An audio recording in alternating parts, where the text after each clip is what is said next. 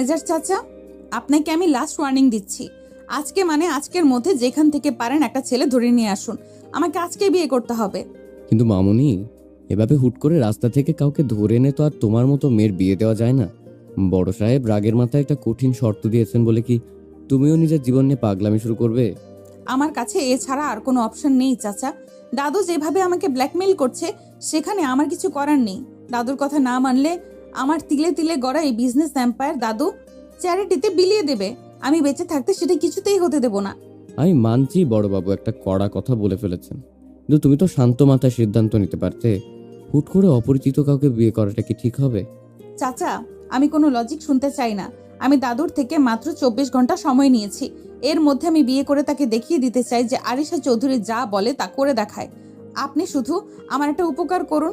টাকার খুব প্রয়োজন, এমন একটা ছেলে জোগাড় করে দিন।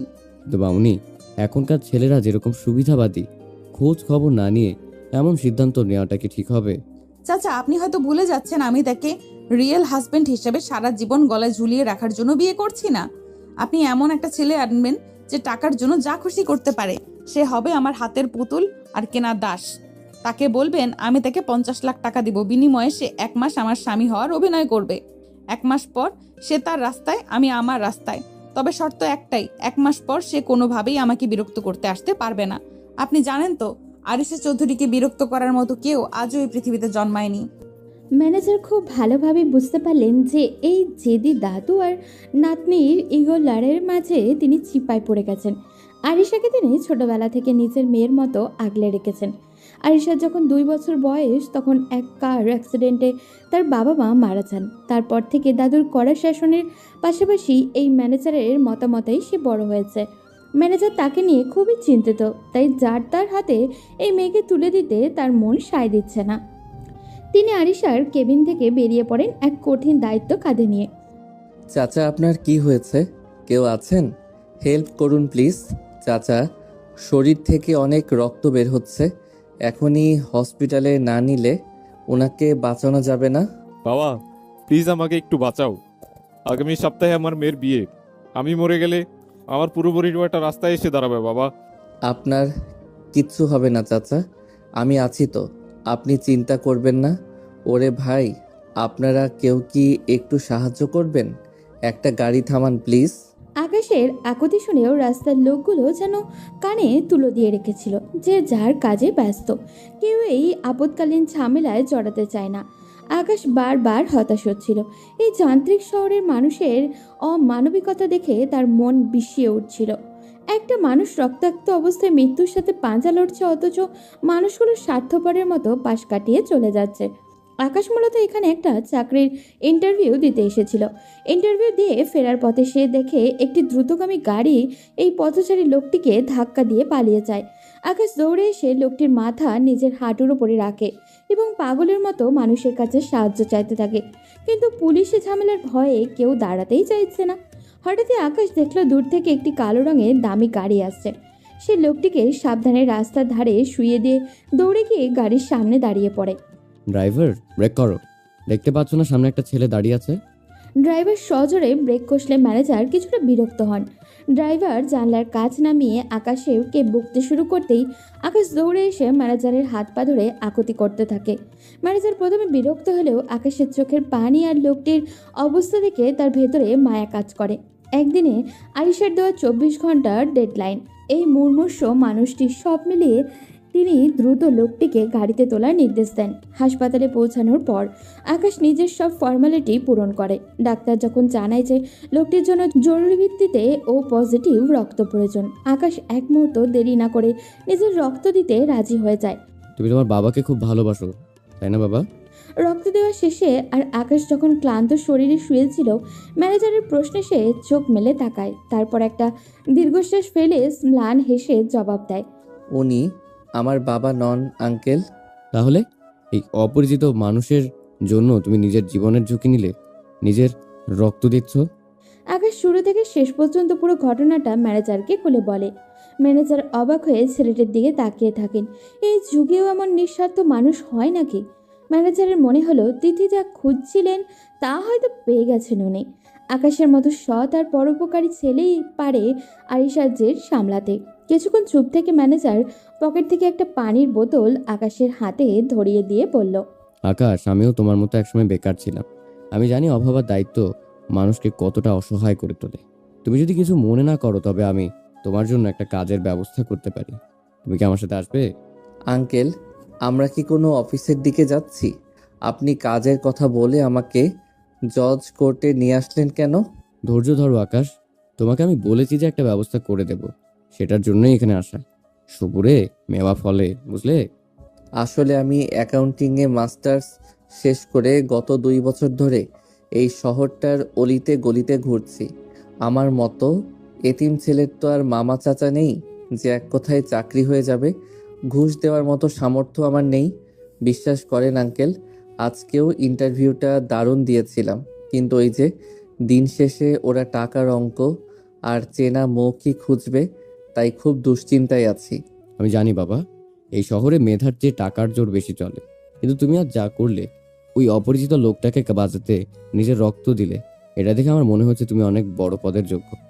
আমি শুধু বেঁচে থাকার একটা অবলম্বন চাইছি আঙ্কেল। 3 বেলা খেয়ে পড়ে ঢাকার এই মেসে টিকে থাকাটা এখন আমার জন্য বিলাসিতা হয়ে দাঁড়িয়েছে।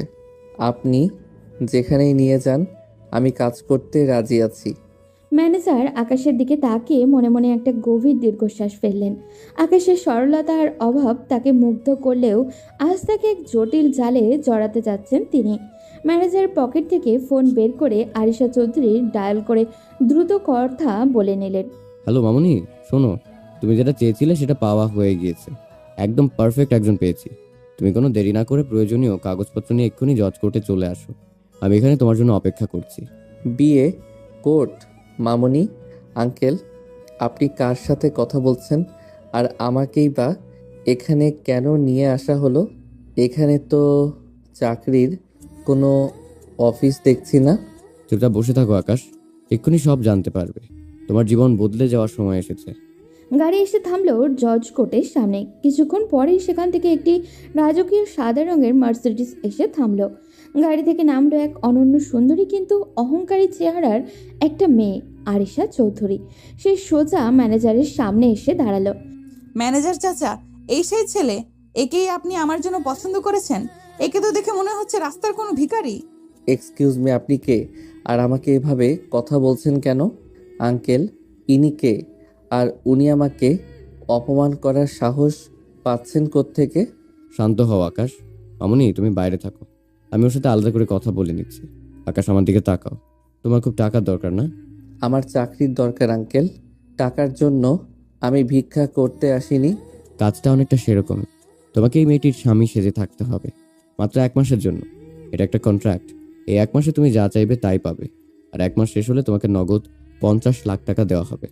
কি বলছেন আপনি এসব? আপনার কি মাথা ঠিক আছে? বিয়ের মতো একটা পবিত্র সম্পর্ক নিয়ে আপনারা ব্যবসা করতে চাইছেন। আমি গরিব হতে পারি, কিন্তু আমার ব্যক্তিত্ব বিক্রি করতে আসিনি। টাকা দিয়ে কি সব কেনা যায়? আমি এই ডিল মানি না। দেখেছেন চাচা, ছোট লোকের আবার ব্যক্তিত্ব। শোনো ছেলে, এই ড্রামা বন্ধ করো। তোমার মতো হাজারটা ছেলে আমার পেছনে ঘুরঘুর করে শুধু এক নজর দেখার জন্য। তোমাকে আমি স্বামী হওয়ার কোনো পার্মানেন্ট লাইসেন্স দিচ্ছি না। শুধু দাদুর জেদ ভাঙার জন্য তোমাকে আমার একটা দাস হিসাবে দরকার। 50 লাখ টাকা তোমাকে তোমার 7 গোষ্ঠী একসাথে চোখে দেখেনি। রাজি হলে হও, না হলে আবার ওই ফুটপাতে গিয়ে শুয়ে থাকো। আপনি ঠিক বলেছেন মিস চৌধুরী। আমি ফুটপাতে শুতে পারি, কিন্তু নিজের আত্মা বিক্রি করতে পারি না। আঙ্কেল, আপনি আমাকে চাকরির কথা বলে এখানে এনে চরম অপমান করলেন। আমি আসছি। আকাশ, 1 মিনিট দাঁড়াও। আবেগ দিয়ে পৃথিবী চলে না বাবা। তুমি এখান থেকে বেরিয়ে যাবে, তারপর কি হবে? আবার সেই ম্যাচে যাবে। 2 দিন পর ম্যাচ মালিক তোমাকে বের করে দিবে, কারণ তুমি ভাড়া দিতে পারো না। আবার ইন্টারভিউ দিবে, আর ওরা তোমাকে ছুঁড়ে ফেলে দিবে। ওই যে লোকটাকে হসপিটালে রেখে আসলে, কালোর মেডিসিনের টাকা কোত্থেকে আসবে? এই সুযোগ হাতছাড়া করলে তোমাকে সারা জীবন পস্তাতে হবে। কিন্তু আঙ্কেল, বিয়ে সমাজ কি ভাববে? আমার বিবেক কি আমাকে ক্ষমা করবে? টাকার জন্য কি একটা মানুষের জীবন নিয়ে এভাবে খেলা করা যায়? এটা স্রেফ একটা অভিনয়, কেউ জানবে না। 1 মাস পর তুমি তোমার 50 লাখ টাকা নিয়ে সুন্দর একটা জীবন শুরু করতে পারবে। ভেবে দেখো, এই টাকা দিয়ে তুমি একটা ব্যবসা করতে পারবে, অসহায় মানুষের পাশে দাঁড়াতে পারবে। স্রেফ 1 মাসের অভিনয় কি তোমার সারা জীবনের কষ্টের চেয়েও বড়? চাচা, ওর সাথে এত কথা বলার সময় আমার নেই। আমি পেপারস রেডি করে রেখেছি, সাইন করলে করো, নয়তো আমি অন্য কাউকে দেখছি। Time is money. ঠিক আছে আঙ্কেল, আমি রাজি, কিন্তু আমার একটা শর্ত আছে। এই 1 মাস আমি আপনার বাড়ির কোনো কিছুতে অনধিকার চর্চা করব না, আর আপনিও আমাকে অকারণে অপমান করে কথা বলতে পারবেন না। শর্ত আমি দেই, নেই না। তবে ঠিক আছে, তোমার টাকা পাওয়া নিয়ে কথা। চলো ভেতরে যাই, আমাদের এখনই কাজ শেষ করতে হবে। আকাশের ভেতরটা কান্নায় ভেঙে পড়েছিল। সে বুঝতে পারছিল না সে কি ঠিক করছে নাকি ভুল, কিন্তু অভাবের তাড়না আর পরিস্থিতির চাপে পড়ে সে আজ নিজের নীতি বিসর্জন দিতে বাধ্য হলো। কোর্টের নির্জন কক্ষে আরিশা চৌধুরীর সাথে তার চুক্তিনামায় সই হলো। Welcome to my hell mister Akash. মনে রেখো, তুমি শুধু আমার একটা দামি খেলনা মাত্র। গাড়িতে গিয়ে বসো। এখন থেকে আমার হুকুম ছাড়া তোমার নিঃশ্বাস নেওয়ারও অধিকার নেই। সময় সবার এক যায় না মিস চৌধুরী। আজ আপনি উপরে আছেন বলে আমাকে নিচু দেখছেন, কিন্তু মনে রাখবেন, ভাগ্য বড় অদ্ভুত জিনিস। তোমরা এখন বাসায় চলো, বড় সাহেব বাড়িতে অপেক্ষা করছেন। আকাশ, নিজেকে শক্ত করো, আসল যুদ্ধ কিন্তু এখন শুরু হবে। ম্যানেজার চাচা, এই ছেলেকে গাড়ির পেছনে বসতে বলুন। আমার পাশে বসার যোগ্যতা ওর নেই। আর শোনো আকাশ, চৌধুরী বাড়িতে পা রাখার পর মুখ একদম বন্ধ রাখবে। দাদু যদি কোনো প্রশ্ন করে আমি যা শিখিয়ে দিব ঠিক সেইটুকুই বলবে। এর বাইরে একটা শব্দ উচ্চারণ করলে তোমার 50 লাখ টাকার চেক কিন্তু মাঝপথে ছিঁড়ে ফেলবো। টাকা যখন দিচ্ছেন তখন কথা তো আপনারই শুনতে হবে। তবে একটা কথা মনে রাখবেন মিস আরিশা, আপনি আমার সম্মান কিনতে পারেননি, শুধু সময়টা ভাড়া নিয়েছেন। গাড়ির পেছনে বসা বা সামনে বসা নিয়ে আমার কোনো আক্ষেপ নেই। আমার মতো মানুষের জন্য রাস্তার ধুলোবালি তো বরাদ্দ ছিল, সেখানে আপনার দামি গাড়ির পেছনের সিট তো অনেক বড় বিলাসিতা। তোমরা গাড়ি থামিয়ে তর্ক করা বন্ধ করো তো। মামুনি, আকাশকে একটু গুছিয়ে কথা বলতে দাও। আর আকাশ, তুমি ওর কথায় মন খারাপ করো না। ও একটু জেদি, কিন্তু পরিস্থিতির চাপেও আজ এমনটা করছে। আসলাম চৌধুরী সাহেবকে সামলানোই এখন আমাদের প্রধান কাজ। গাড়ি স্টার্ট দাও ড্রাইভার, অনেক দেরি হয়ে গেছে। গাড়ি এসে থামলেও চৌধুরী ভিলার বিশাল গেটের সামনে সাদা মার্বেল পাথরের তৈরি রাজকীয় রাজপ্রাসাদ সমতুল্য বাড়িটা দেখে আকাশের চোখ কপালে ওঠার দশা। সে কল্পনাও করতে পারেনি এই শহরে এমন কোনো বাড়ি থাকতে পারে। ম্যানেজার আকাশকে ইশারায় নামতে বললে এবং আরিশার পিছু পিছু ভেতরে যেতে বললেন। ড্রয়িং রুমে গম্ভীর মুখে সোফায় বসেছিলেন আরিশার দাদু আসলাম চৌধুরী। আরিশা, আমি শুনলাম তুই নাকি কোর্টে গিয়েছিলি, আর এই ছেলেটাকে, একে কি তুই বিয়ে করেছিস? ম্যানেজার, এই সে ছেলে তো? হ্যাঁ দাদু, তুমিই তো বলেছিলে আমাকে 24 ঘন্টার মধ্যে বিয়ে করতে হবে, না হলে তুমি সব সম্পত্তি চ্যারিটিতে দিয়ে দিবে। এই তো আমার স্বামী আকাশ। আমরা কোর্টে গিয়ে বিয়ে সেরে এসেছি। এখন অন্তত তোমার ওই উইল পরিবর্তন করার কথা ভাবতে পারো। আকাশ অনেক মেধাবী এবং ও আমার পছন্দ। আসলাম চৌধুরী থমথমে মুখে আকাশের দিকে তাকালেন। তার চোখে অনেক প্রশ্ন ছিল। তিনি ম্যানেজারের চোখের দিকে তাকালে ম্যানেজার আলতো করে চোখের ইশারায় তাকে আশ্বস্ত করলেন। আসলাম চৌধুরী মনে মনে হাফ ছেড়ে বাঁচলেন। তিনি জানতেন তার নাতনি জেদি, সে কোনোদিনই বিয়ে করবে না বলে পণ করেছে।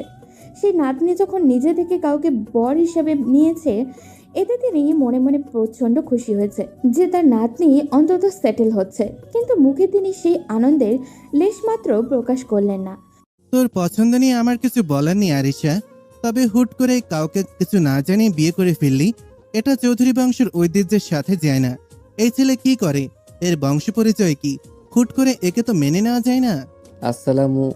আসসালামু আলাইকুম দাদু। আমি জানি আমাকে দেখে আপনার সাধারণ মনে হতে পারে, আপনার মতো বড় মাপের মানুষের নাতনির পাশে আমাকে মানায় না, এটা আমি নিজেও জানি। কিন্তু আরিশা যখন আমার হাত ধরলো তখন আমি ফিরিয়ে দিতে পারিনি। আমি কথা দিচ্ছি, আরিশার কোনো অমর্যাদা আমার জন্য হবে না। দাদু ডাকবি না আমাকে, আমি এখনো তোকে নাচ জামাই হিসেবে সার্টিফিকেট দেইনি। ম্যানেজার, এই ছেলেকে সত্যি কোনো প্রজেক্টে ছিল, নাকি আরিশাকে নাটক করার জন্য ভাড়া করে এনেছে? সত্যি কথা বলো। বড় সাহেব, আপনি শুধু শুধু সন্দেহ করছেন। মামুনি তো মিথ্যে বলছে না। আকাশ অনেক মেধাবী ছেলে, ও আরিশার বিজনেস সামলাতে অনেক হেল্প করেছে। ও একটু সাধারণ ঘরের ছেলে হতে পারে, কিন্তু ওর মেধা অসাধারণ।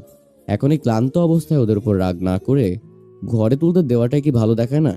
আসলাম চৌধুরী ম্যানেজারের ইশারা পেয়ে বুঝতে পারলেন যে ছেলেটি হয়তো আপাত দৃষ্টিতে সাধারণ হলেও বিশ্বস্ত হবে। নাতনি শেষ পর্যন্ত সংসার শুরু করেছে, এই আনন্দে তিনি মনে চেপে রাখলেন। তিনি আকাশের দিকে তীক্ষ্ণ দৃষ্টিতে তাকিয়ে রইলেন। আকাশ নিজের ভেতরে চলা অস্থিরতা চেপে রেখে আসলাম চৌধুরীর পায়ের কাছে গিয়ে সালাম করার জন্য নিচু হলো। তার এই বিনয় দেখে দাদু মনে মনে বেশ খুশি হলেন। ঠিক আছে, আপাতত আমি মেনে নিচ্ছি তোদের বিয়ে, কিন্তু মনে রাখিস আরিশা, আমি তোদের ওপর নজর রাখবো। আর আকাশ, আজ থেকে তুই এই বাড়িতেই থাকবি। আমি তোকে অবজার্ভ করতে চাই, দেখি তুই আমার নাতনির যোগ্য কিনা। কাল সকালে নাস্তার টেবিলে আমি তোর সাথে গল্প করব।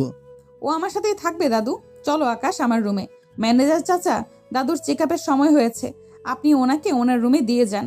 দাদু, তুমি বেশি চিন্তা করো না, এখন রেস্ট নাও। আরিশা তত্তর করে সিঁড়ি বেয়ে উপরে উঠে গেল। আকাশ একবার ম্যানেজারের দিকে তাকালো। ম্যানেজার চোখ বন্ধ করে তাকে সাহস দিলেন। আকাশ ধীর পায়ে আরিশার রাজকীয় রুমের দিকে এগিয়ে গেল।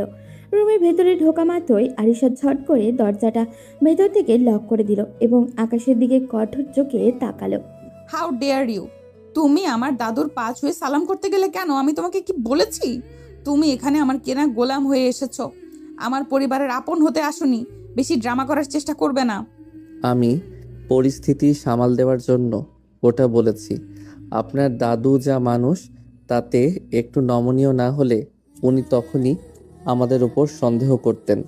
আর সালাম করাটা আমার সংস্কার। বড়দের সম্মান করতে টাকা লাগে না মিস আরিশা।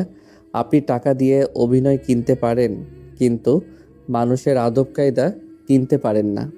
লেকচার বন্ধ করো। এই রুমের ওই কোনার একটা ছোট্ট সোফা আছে, ওখানে তোমার থাকার জায়গা। বিছানার ধারে কাছে আসার চিন্তাও করবে না। আর কাল সকালে দাদুর সাথে নাস্তা করার সময় যেন কোনো ভুল না হয়। এখন যাও, আমার চোখের সামনে থেকে দূর হও। আমার অসহ্য লাগছে তোমাকে দেখতে। আমারও খুব একটা ভালো লাগছে না এই গোল্ডেন কেজে বন্দি হতে, তবুও থাকতে হচ্ছে। শুভরাত্রি মিস চৌধুরী। আকাশ সোফায় গিয়ে বসলো। জানলার ওপাশে অন্ধকার আকাশটা দেখছিল ও।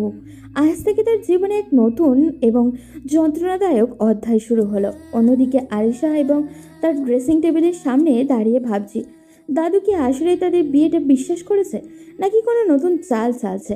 ম্যানেজার, এইদিকে আয়। তুই কি ভেবেছিস আমি কিছুই বুঝিনি? আরিশা জেদ করে একটা কিছু করলো আর তুই ওকে সায় দিলি, যার তার সাথে আমার নাতনিকে বিয়ে দিয়ে দিলি। এই ছেলের পরিচয় কি সত্যি করে বলতো? বড় সাহেব, আপনি শুধু শুধু উত্তেজিত হচ্ছেন। আমি আরিশা মামুনিকে ছোটবেলা থেকে দেখে আসছি। আমি কি ওর কোনো ক্ষতি হতে দেব? আকাশকে আমি নিজেই পছন্দ করেছি। ও এতিম হতে পারে, কিন্তু ওর মনের ভেতর যে বিশালতা আছে তা আমি আজ নিজের চোখে দেখেছি। ইতিম মানে ওর কেউই নেই? তুই কি পুরো ঘটনা জানিস? আমাকে খুলে বল সবটা। বড় সাহেব, ছেলেটা আজ একটা অপরিচিত রক্তাক্ত মানুষকে বাঁচানোর জন্য নিজের ইন্টারভিউ ছেড়ে দিয়েছে, নিজের শরীরে রক্ত দিয়েছে। ওর পকেটে একটা টাকা নেই, অথচ ও মানুষটাকে বাঁচানোর জন্য পাগল হয়ে গিয়েছিল। আরিশা মামুনি যখন শর্ত দিল যে একটা ছেলে লাগবেই, তখন আমার মনে হলো আকাশের চেয়ে ভালো আর কেউ হতে পারে না। আমি ওকে পুরো ডিলের কথা বলেছি। ও প্রথমে মানেনি, কিন্তু অভাব আর পরিস্থিতি ওকে বাধ্য করেছে। তার মানে এটা শুধুই একটা কন্ট্যাক্ট? আরিশা ওকে ভাড়া করে এনেছে দাদুর সম্পত্তি বাঁচানোর জন্য? সত্যি ম্যানেজার, এই যুগে এমন নিঃস্বার্থ ছেলে আছে যে অন্যের জন্য নিজের রক্ত দেয়? আকাশকে দেখে আমার প্রথম থেকেই আলাদা মনে হচ্ছিল। তবে শুধু রক্ত দিলেই তো হবে না, আরিশার স্বামী হওয়ার যোগ্যতা ওর আছে কিনা তা আমাকে বাজিয়ে দেখতে হবে। ছেলেটা যদিও আসলে খাঁটি হয়, তবে এই মিথ্যা বিয়েটাকেই আমি সত্যি করে দেব। এখন যা, আমাকে একটু একা থাকতে দে। আসলাম চৌধুরী রাতে ভালো করে ঘুমাতে পারলেন না। একদিকে তার নাতনির জেদ আর অন্যদিকে আকাশের মতো এক অদ্ভুত ছেলের উপস্থিতি তার মনে দোলা দিচ্ছিল। তিনি মনে মনে এক নতুন চাল চালার পরিকল্পনা করলেন। পরদিন সকালে চৌধুরীবিলার ডাইনিং টেবিলে এক রাজকীয় নাস্তার আয়োজন করা হয়েছে। আসলাম চৌধুরী গম্ভীর মুখে বসে আছেন। ঠিক তখনই আরিশা আর আকাশ সিঁড়ি দিয়ে নেমে আসে। তারা এমনভাবে হাত ধরাধরি করে আসছিল যেন তারা জগতের সবচেয়ে বেশি সুখী দম্পতি। গুড মর্নিং দাদু, তুমি কি আমাদের জন্য অপেক্ষা করছো? সরি, আজ উঠতে একটু দেরি হয়ে গেল। আসলে নতুন জীবন শুরু করেছি তো, কত কথা যে জমেছিল কাল রাতে, তাই না আকাশ? হ্যাঁ দাদু, আরিশার সাথে কথা বললে সময় কিভাবে কেটে যায় বোঝাই যায় না। ও এত সুন্দর করে গুছিয়ে কথা বলে যে আমি মুগ্ধ হয়ে শুনি। আপনি কি কাল রাতে ভালো করে ঘুমিয়েছেন? আমি তো ভালোই ঘুমিয়েছি, কিন্তু তোদের চোখে তো ঘুমের রেশ নেই দেখছি। বস, নাস্তা কর। আকাশ, তুই কি শুধু আরিশার রূপেই মুগ্ধ, নাকি ওর শাসনও সহ্য করতে পারবি? আমার নাতনি কিন্তু বেশ রাগী। কি যে বলো না দাদু, আকাশ জানে আমাকে কিভাবে সামলাতে হয়। ও আমার জন্য এক বাটি ওটস বানাতে চেয়েছিল, আমি বারণ করেছিলাম, বললাম আমাদের বাড়িতে এত লোক আছে, তোমার কষ্ট করার দরকার নেই। ও কিন্তু ভীষণ কেয়ারিং। আকাশ, নাও এই স্যান্ডউইচটা খাও তো। তুমিও খাও আরিশা, তোমার শরীরের যত্ন নেওয়া তো এখন আমার প্রথম দায়িত্ব। দাদু, আপনি বিশ্বাস করবেন না, আরিশা আমার লাইফে আসার পর আমি নিজেকে খুব ভাগ্যবান মনে করছি। ওর মতো একজন পার্টনার পাওয়া ভাগ্যের ব্যাপার। ভাগ্য কিনা সেটা তো সময় বলবে। আকাশ, তুই তো অ্যাকাউন্টিং এ মাস্টার্স করেছিস, আরিশা বলছিল তুই নাকি ওর প্রজেক্টে হেল্প করেছিস। তা আগামী সপ্তাহ থেকে আমাদের হেড অফিসে জয়েন করছিস তো? আমি চাই তুই আমাদের নতুন কনস্ট্রাকশন প্রজেক্টের অডিটটা নিজের হাতে করবি। দাদু, ওকে এখনই অফিসে নিতে চাইছো কেন? মাত্র তো বিয়ে হলো, আমরা একটু সময় কাটাতে চাই। ও তো আমার সাথেই কাজ করছে। আরে নাজ্জামাই যদি অফিসের কাজে হাত না দেয় তবে আমি শান্তি পাবো কিভাবে? আকাশ, তোর কোনো আপত্তি নেই তো, নাকি তুই শুধু স্ত্রীর আঁচল ধরেই থাকবি? আমার কোনো আপত্তি নেই দাদু, আপনি যখন দায়িত্ব দিচ্ছেন আমি সাধ্যমতো চেষ্টা করব আপনার ভরসা রাখতে। আরিশা তো আছেই আমাকে গাইড করার জন্য। আরিশা, দাদু যখন বলছে তখন আমি অফিসে গেলে উনিও খুশি হবেন, তাই না? আরিশার দাঁতে দাঁত চেপে আকাশের দিকে তাকিয়ে হাসলো। সে বুঝতে পারল আকাশকে অফিসে নেওয়া মানেই দাদুর নতুন কোনো পরীক্ষা। নাস্তার টেবিলে হাসি খুশি অভিনয়ের আড়ালে একটা শীতল লড়াই শুরু হয়ে গেছে। আকাশ খুব চমৎকারভাবে আরিশার সাথে তাল মিলিয়ে কথা বলছিল, যা দেখে আসলাম চৌধুরীর সন্দেহ আরও দানা বাঁধছে। নাস্তা শেষ করে আসলাম চৌধুরী যখন ওখান থেকে উঠে গেলেন, আরিশা আকাশের কানের কাছে ফিস ফিস করে বলে উঠল, এই যে মিস্টার অ্যাক্টর, বেশি ওভার অ্যাক্টিং করতে যেও না। দাদুর সামনে হাত ধরলে কেন? আর দাদুকে কথা দিলে কেন যে তুমি অফিসে যাবে? তুমি জানো না ওটা কতটা রিস্কি? দাদুর সামনে হাত না ধরলে উনি সন্দেহ করতেন। আর অফিসে যাওয়ার অফার উনি এমনভাবে দিয়েছেন যে না করার উপায় ছিল না। আমি তো শুধু আপনার স্ক্রিপ্ট ফলো করছি মিস চৌধুরী। আপনার দাদু কিন্তু আমাদের অভিনয়ের উপর পিএইচডি করার ক্ষমতা রাখেন, তাই একটু তো ন্যাচারাল হতেই হবে। চুপ করো। অফিসে গিয়ে যদি কোনো গোলমাল করো তবে 1 মাসের আগেই তোমাকে জেলখানায় পাঠিয়ে দেব। এখন যাও, রেডি হয়ে নাও, ম্যানেজার চাচার সাথে অফিসে যাবে। আর মনে রেখো, ওখানে তুমি আমার স্বামী নও, একজন সাধারণ এমপ্লয়ি মাত্র। আকাশ নিজের দীর্ঘশ্বাস চেপে নিজের কামরার দিকে গেল। সে জানতো এই অভিনয়ের পথটা খুব একটা সহজ হবে না। দাদুর তীক্ষ্ণ নজর আর আরিশার দম্ভের মাঝখানে তার নিজেকে প্রমাণ করতে হবে। আকাশ যখন তৈরি হয়ে নিচে নেমে আসে, সে দেখল আসলাম চৌধুরী দরজার কাছে গিয়ে দাঁড়িয়ে আছে। তার চোখের দৃষ্টি বলছে আকাশের আসল পরীক্ষা তো মাত্র শুরু হলো। অফিসের এসি কেবিনে বসে আছে আরিশা, ল্যাপটপের দিকে তাকিয়ে রাগে ফুঁসছে ও। ইন্ডিয়ান ক্লায়েন্টের সাথে আজ বিকালে মিটিং, অথচ গত কয়েকদিন ধরে তাদের দেওয়া অডিট ফাইলে একটা বড় অঙ্কের টাকার অমিল দেখা যাচ্ছে। ম্যানেজারের পাশে দাঁড়িয়ে ভয়ে ভয়ে আরিশার অবস্থা পর্যবেক্ষণ করছিলেন। ঠিক তখনই আকাশ কফির কাপ হাতে কেবিনে ঢোকে। ম্যানেজার চাচা, আমার অফিসের এই হাই পেড অ্যাকাউন্টসরা কি সবাই ঘাস কাটে? ম্যানেজার চাচা, আমার অফিসের এই হাই পেড অ্যাকাউন্টেন্টরা কি সবাই ঘাস কাটে? সামান্য একটা কনভার্সন রেটের গ্যাপ তারা বের করতে পারছে না। আজ মিটিংয়ে যদি ক্লায়েন্টরা এই গরমিল নিয়ে প্রশ্ন তুলে তবে আমার রেপুটেশন কোথায় গিয়ে দাঁড়াবে? মামুনি, ওরা তো রাত জেগে কাজ করছে, আসলে হিসেবে কোথাও একটা সূক্ষ্ম প্যাচ লেগে আছে যা ওরা ধরতে পারছে না। আকাশ দরজার পাশে দাঁড়িয়ে সব শুনছিল। আয়েশা তাকে স্রেফ একজন অশিক্ষিত গ্রামের ভূত মনে করে, তাই সে তার দিকে ফিরেও তাকাচ্ছিল না। আকাশ পা বাড়িয়ে টেবিলের সামনে গিয়ে দাঁড়ালো। মিস আরিশা, যদি কিছু মনে না করেন, সমস্যাটা কি আমি একবার দেখতে পারি? তুমি দেখবে? আকাশ, তুমি হয়তো ভুলে যাচ্ছ এটা কোনো পাড়ার মুদি দোকানের হিসাব না, কোটি কোটি টাকার ইন্টারন্যাশনাল ট্রানজাকশন। তুমি গিয়ে বরং সোফায় বসো, ফালতু সময় নষ্ট করো না। জাস্ট 2 মিনিট সময় দিন। আমি যদি না পারি তবে আপনি যা বলবেন তাই হবে। জেদ করে তো কোনো লাভ নেই, সমস্যাটা তো সমাধান হওয়া দরকার। আরিশা খুব বিরক্তি হয়ে ল্যাপটপটা আকাশের দিকে ঘুরিয়ে দিল। তার ধারণা ছিল আকাশ বড় বড় সংখ্যা দেখে ভড়কে যাবে, কিন্তু আকাশ অত্যন্ত দক্ষতার সাথে মাউস স্ক্রল করে কয়েকটা লিঙ্কে ক্লিক করলো। কিবোর্ডের বাটনে কয়েকটা আঙুল চালিয়ে সে মাত্র কয়েক সেকেন্ডের সমস্যার গোড়ায় পৌঁছে গেল। এই যে দেখুন, আপনার অ্যাকাউন্ট সেকশন থেকে ইন্ডিয়ান রুপির বদলে ইন্টারপোল রেটটা ভুল কারেন্সিতে ধরা হয়েছে, যার কারণে হিসেবে গ্যাপটা আসছে। আমি এখন ফিক্সড করে দিয়েছি, আপনি চাইলে চেক করে নিতে পারেন। কি সলভ হয়ে গেছে? এটি কিভাবে সম্ভব? আমার হেড অ্যাকাউন্ট তো বললো এতে সফটওয়্যার গ্যাপ আছে। আরিশা স্ক্রিনের দিকে তাকিয়ে পাথর হয়ে গেল। যে হিসাব নিয়ে 3 দিন ধরে 10 জন মানুষ হিমশিম খাচ্ছে, আকাশ সেটা তুড়ে মেরে সমাধান করে দিল। আরিশার বুকটা একটু কেঁপে উঠল। সে ইমপ্রেসড হয়েছে ঠিকই, কিন্তু দম্ভের কারণে সেটা মুখে প্রকাশ করতে পারছে না। কিছুক্ষণ পর সে আবারও একটা অ্যাকাউন্ট ফাইলের দিকে মনোযোগ দিল। হঠাৎই সেখানে বড় একটা গরমিল তার চোখে পড়ল। এই যে মিস্টার অ্যাকাউন্টেন্ট, এদিকে আসো। এটা কিসের হিসাব দিয়েছো? এখানে তো 2 লাখ টাকার কোনো হদিশ নেই। তুমি কি আমার টাকা চুরি করার ফন্দি করেছো? ম্যাম, আমি তো সব ভাউচার মিলিয়ে এন্ট্রি দিয়েছি। আমি জানি না এই ভুলটা কিভাবে হলো। জানি না মানে কি? তোমাদেরকে আমি ফালতু বেতন দেই? অযোগ্য কোথাকার!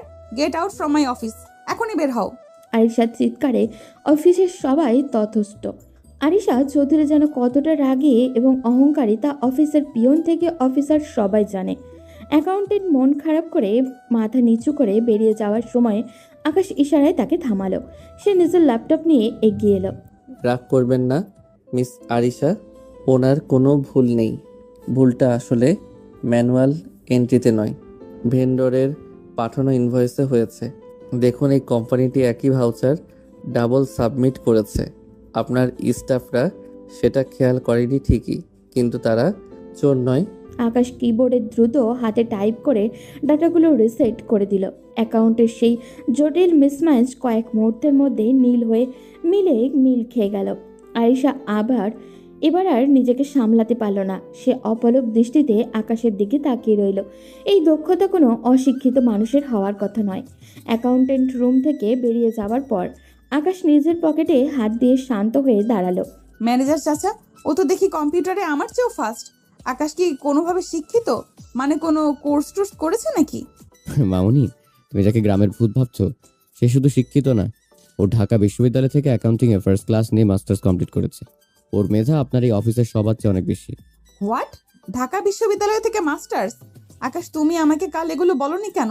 তুমি তো আমাকে একবারও বললে না যে তুমি অ্যাকাউন্টিং এ স্টুডেন্ট। কাল তো আপনি আমার বায়োডাটা দেখার চেয়ে আমাকে অপমান করাতেই বেশি ব্যস্ত ছিলেন। আমি যখন কথা বলতে চেয়েছি, আপনি বলেছেন শর্ত আমি নেই না। তাই ভাবলাম আমার ডিগ্রির চেয়ে আপনার 50 লাখ টাকাটাই হয়তো আপনার কাছে বেশি দামি। আর সে স্তব্ধ হয়ে চেয়ারে বসে পড়ল। সে ভাবতেও পারেনি এমন একটা হীরা সে কাল রাস্তা থেকে কুড়িয়ে এনেছে। যে ছেলেটি ইন্টারভিউয়ের জন্য হাহাকার করছিল, সে আসলে কতটা যোগ্য তা আজ হাড়ে হাড়ে বুঝতে পারল। আরিশার ভেতরে এক অদ্ভুত অস্বস্তি শুরু হলো। সে কি তবে সত্যিই ভুল মানুষের সাথে ভুল ব্যবহার করে ফেলেছে? বড় সাহেব, আজ অফিসে যা হয়েছে তা অবিশ্বাস্য। আপনার নাতনি যাকে অশিক্ষিত ভেবে অবজ্ঞা করছিল, সেই আকাশ আজ অফিসের সবচেয়ে বড় অডিট প্রবলেমটা চুটকিতে সলভ করে দিয়েছে। আরিশা মামুনি তো পুরো বনে গেছে। আমি জানতাম ম্যানেজার, এই ছেলের চোখের দিকে তাকালে বোঝা যায় ও কতটা স্বচ্ছ আর বুদ্ধিমান। তা আরিশার রিয়াকশনটা কেমন ছিল? মামুনি যখন শুনলো আকাশ ঢাকা বিশ্ববিদ্যালয়ে গোল্ড মেডালিস্ট হওয়ার মতো ছাত্র ছিল, তখন ওর চেহারা দেখার মতো হয়েছিল। আরিশা মামুনি তো ওর বায়োডাটা দেখারও প্রয়োজন মনে করেনি, কিন্তু ছেলেটা আসলেই হীরা। অফিসের জটিল সব হিসেবে কারচুপিও এক নিমিষেই ধরে ফেলেছে। খুব ভালো। আমার নাতনিটা বড্ড বেশি অহংকারী হয়ে গেছে। আকাশের মতন মেধাবী আর ধৈর্যশীল ছেলের সান্নিধ্য হয়তো ওর ভেতরের মানুষটাকে একটু পাল্টাবে। তুই ছেলেটার ওপর নজর রাখিস, ওকে যেন কোনো অসম্মান না করা হয়। সন্ধ্যাবেলা আকাশ অফিস থেকে ফিরে সোজা আসলাম চৌধুরীর ঘরে চলে যায়। বড় সাহেব তখন চশমাটা টেবিলের উপরে রেখে ক্লান্ত হয়ে শুয়েছিলেন। আকাশ নিঃশব্দে ঘরে ঢুকে ওনার চশমাটা মুছে যথাস্থানে রাখলো এবং ওনার পায়ের ওপরে কম্বলটা টেনে দিল। আসলাম চৌধুরী চোখ খুলে আকাশকে দেখে ম্লান হাসলেন। আকাশ সারাদিন ওনার ছোটোখাটো প্রয়োজনে পাশে থাকছিল, যা ওনার নিজের আপনজনেরাও খুব একটা করে না। দাদু, আপনার ডাবের জলটা টেবিলে রাখা আছে, ওটা আধা ঘন্টা আগে খাওয়ার কথা ছিল, আপনি বোধহয় ভুলে গিয়েছিলেন। একটু উঠে খেয়ে নিন তো। তুই এত কিছু খেয়াল রাখিস কেন রে পাগল? এই বাড়িতে তো লোক লস্করের অভাব নেই। লোক থাকতে পারে দাদু, কিন্তু তারা তো কাজ করে নিয়ম মেনে, আর সেবা করতে হয় মন থেকে। আপনার সাথে কথা বললে আমার নিজের হারানো দাদার কথা মনে পড়ে যায়। আপনার কোনো দরকার থাকলে আমাকে নির্দ্বিধায় বলবেন। আকাশ শুধু দাদুর নয়, আরিশারও কখন কি প্রয়োজন সেদিকে সূক্ষ্ম নজর রাখছিল। আরিশা কফি পছন্দ করে, কিন্তু চিনি ছাড়া। আরিশা ল্যাপটপে কাজ করতে করতে অনেক সময় জল খেতে ভুলে যায়। এসব ছোট ছোট বিষয় আকাশ যত্ন করে গুছিয়ে দেয়। আরিশা রুম থেকে বেরিয়ে যখন দেখলো আকাশ তার স্টাডি টেবিলটা একদম গুছিয়ে রেখেছে এবং তার প্রিয় লেমন গ্রাস ট্রি ফ্লাক্সে ভরে রেখেছে, তখন সে কৃতজ্ঞ হওয়ার বদলে বিরক্তিতে ফেটে পড়ল। আকাশ, এই যে শোনো, তোমাকে কি আমি আমার পার্সোনাল অ্যাসিস্ট্যান্ট হিসেবে হায়ার করেছি, নাকি তোমাকে এই বাড়িতে ঝাড়ুদার হিসেবে আনা হয়েছে? আমি তো আপনার কোনো ক্ষতি করিনি মিস আরিশা। আপনার ঘরটা একটু অগোছালো ছিল, তাই গুছিয়ে দিয়েছি। আর রাতে আপনার লিকার চা খাওয়ার অভ্যাস আছে শুনলাম, তাই চাটা রেডি করে রেখেছি। আমি তোমাকে আমার লাইফে ইন্টারফেয়ার করতে মানা করেছি। তোমাকে এই বাড়িতে কাজের লোক হওয়ার জন্য আনা হয়নি। তুমি জাস্ট 1 মাস এখানে অতিথি হয়ে থাকবে, খাবে, যা প্রয়োজন নিবে, তারপর 1 মাস শেষ হয়ে গেলে চলে যাবে। Don't try to be a member of this family. আমার ব্যক্তিগত জিনিসে হাত দেওয়ার সাহস যেন আর না হয়। আপনি ঠিকই বলেছেন মিস চৌধুরী। আমি আসলে ভুলে গিয়েছিলাম যে আমি এখানে আপনার কেনা একজন দাস মাত্র। আমি আসলে মানুষ চাই, বুঝলেন? মানুষের সাথে মিশতে চাই। এই বড় পরিবারে এসে আমার কেন যেন একটু মায়া লেগে গিয়েছিল। নিজের তো কেউ নেই, তাই হয়তো একটু লোভ হয়েছিল। ভেবেছিলাম 1 মাসের জন্য হলেও একটা পরিবারের স্বাদ পাবো। ঠিক আছে, ক্ষমা করে দেবেন। আমি আর আপনার কোনো বিষয়ে মাথা ঘামাবো না। আকাশ ধীর পায়ে ঘর থেকে বেরিয়ে গেল। তার যাওয়ার সময়কার ওই বিষণ্ণ চেহারাটা আরিশার বুকে তীরের মতো বিঁধল। আরিশা জানলার ধারে গিয়ে দাঁড়ালো। তার মনে পড়ে গেল আকাশও তো তার মতোই এতিম। সে নিজে মা বাবাকে হারিয়েছে বলে দাদুর কাছে আগলে বড় হয়েছে, কিন্তু আকাশের তো কেউই নেই। তাকে কষ্ট দেওয়াটা কি ঠিক হলো? আরিশা মনে অনুশোচনায় ভরে উঠল। সে বুঝতে পারছিল সে একটা অন্যায় করে ফেলেছে, কিন্তু তার দীর্ঘদিনের লালিত অহংকার আর ইগো তাকে সরি বলতে বাধা দিচ্ছে। আমি কেন এমন করলাম? ও তো ভালোই করছিল, কিন্তু ও যদি আমার এত কাছে চলে আসে, তবে 1 মাস পর ও চলে যেতে দেখলে কি আমার কষ্ট হবে না? না আরিশা চৌধুরী, দুর্বল হওয়া চলবে না। ও শুধুই একটা কন্ট্রাক্ট। আরিশা তার মনে লড়াইয়ে জয়ী হতে পারছিল না। ওদিকে আকাশ সোফায় শুয়ে অন্ধকারের দিকে তাকিয়ে চোখের জল আড়াল করার চেষ্টা করছিল। এই রাজপ্রাসাদে সে একা, বড্ড বেশি একা। দামি খাবার আর দামি বিছানা তাকে শান্তি দিতে পারছে না, যতটা আরিশার একটা ভালো ব্যবহারের জন্য তার মন হাহাকার করছিল। গতকালের অপমানের পর আকাশ আজ অনেকটা নির্লিপ্ত। অফিসে এসে সে নিজের ডেস্কে মন দিয়ে কাজ করছে। আরিশা তার কেবিনে কাছের ওপার থেকে বারবার আকাশের দিকে তাকাচ্ছিল। তার মনে এক অদ্ভুত অস্বস্তি। কাল রাতে ছেলেটাকে অনেক কড়া কথা শুনিয়েছে সে, কিন্তু আজ অফিসে এসে সে দেখলেও আকাশ যেন আরও বেশি সিরিয়াস। আজ কোম্পানির একটা বড় ইনভেস্টমেন্টের ডিল হওয়ার কথা, কিন্তু শেষ মুহূর্তে ডাটা অ্যানালাইসিসে কিছু জটিলতা দেখা দিয়েছে। ম্যানেজার চাচা, ইনভেস্টররা তো এখনই চলে আসবে। আমাদের তো প্রেজেন্টেশনের গ্রাফগুলো তো মিলছে না। এখন কি করা যায়? আমি আকাশকে একবার ডেকে দেখবো। ও কাল যা পারফরমেন্স দেখিয়েছে আমার মনে হয় না ও এটা ঠিক করে দিতে পারবে। ডাকুন ওকে। তবে ও কি আসবে? কাল আমি ওকে একটু বকা দিয়েছিলাম। ম্যানেজার আকাশকে ডেকে আনলে আকাশ কোনো কথা না বলে সরাসরি ল্যাপটপ হাতে নিল। সে গত 3 বছরের প্রফিট মার্জিন আর আগামী 5 বছরের ফিউচার প্রজেকশনে এমন দুর্দান্তভাবে একটা গ্রাফ ফুটিয়ে তুলল যে আরিশা বিস্ময়ে বিমূঢ় হয়ে গেল। আকাশ শুধু অঙ্ক মেলায় না, সে ডাটা দিয়ে ভবিষ্যৎও পড়তে পারে। আরিশার মনের ভেতরে থাকা সব ভুল ধারণা আজ যেন কর্পূরের মতো উড়ে গেল।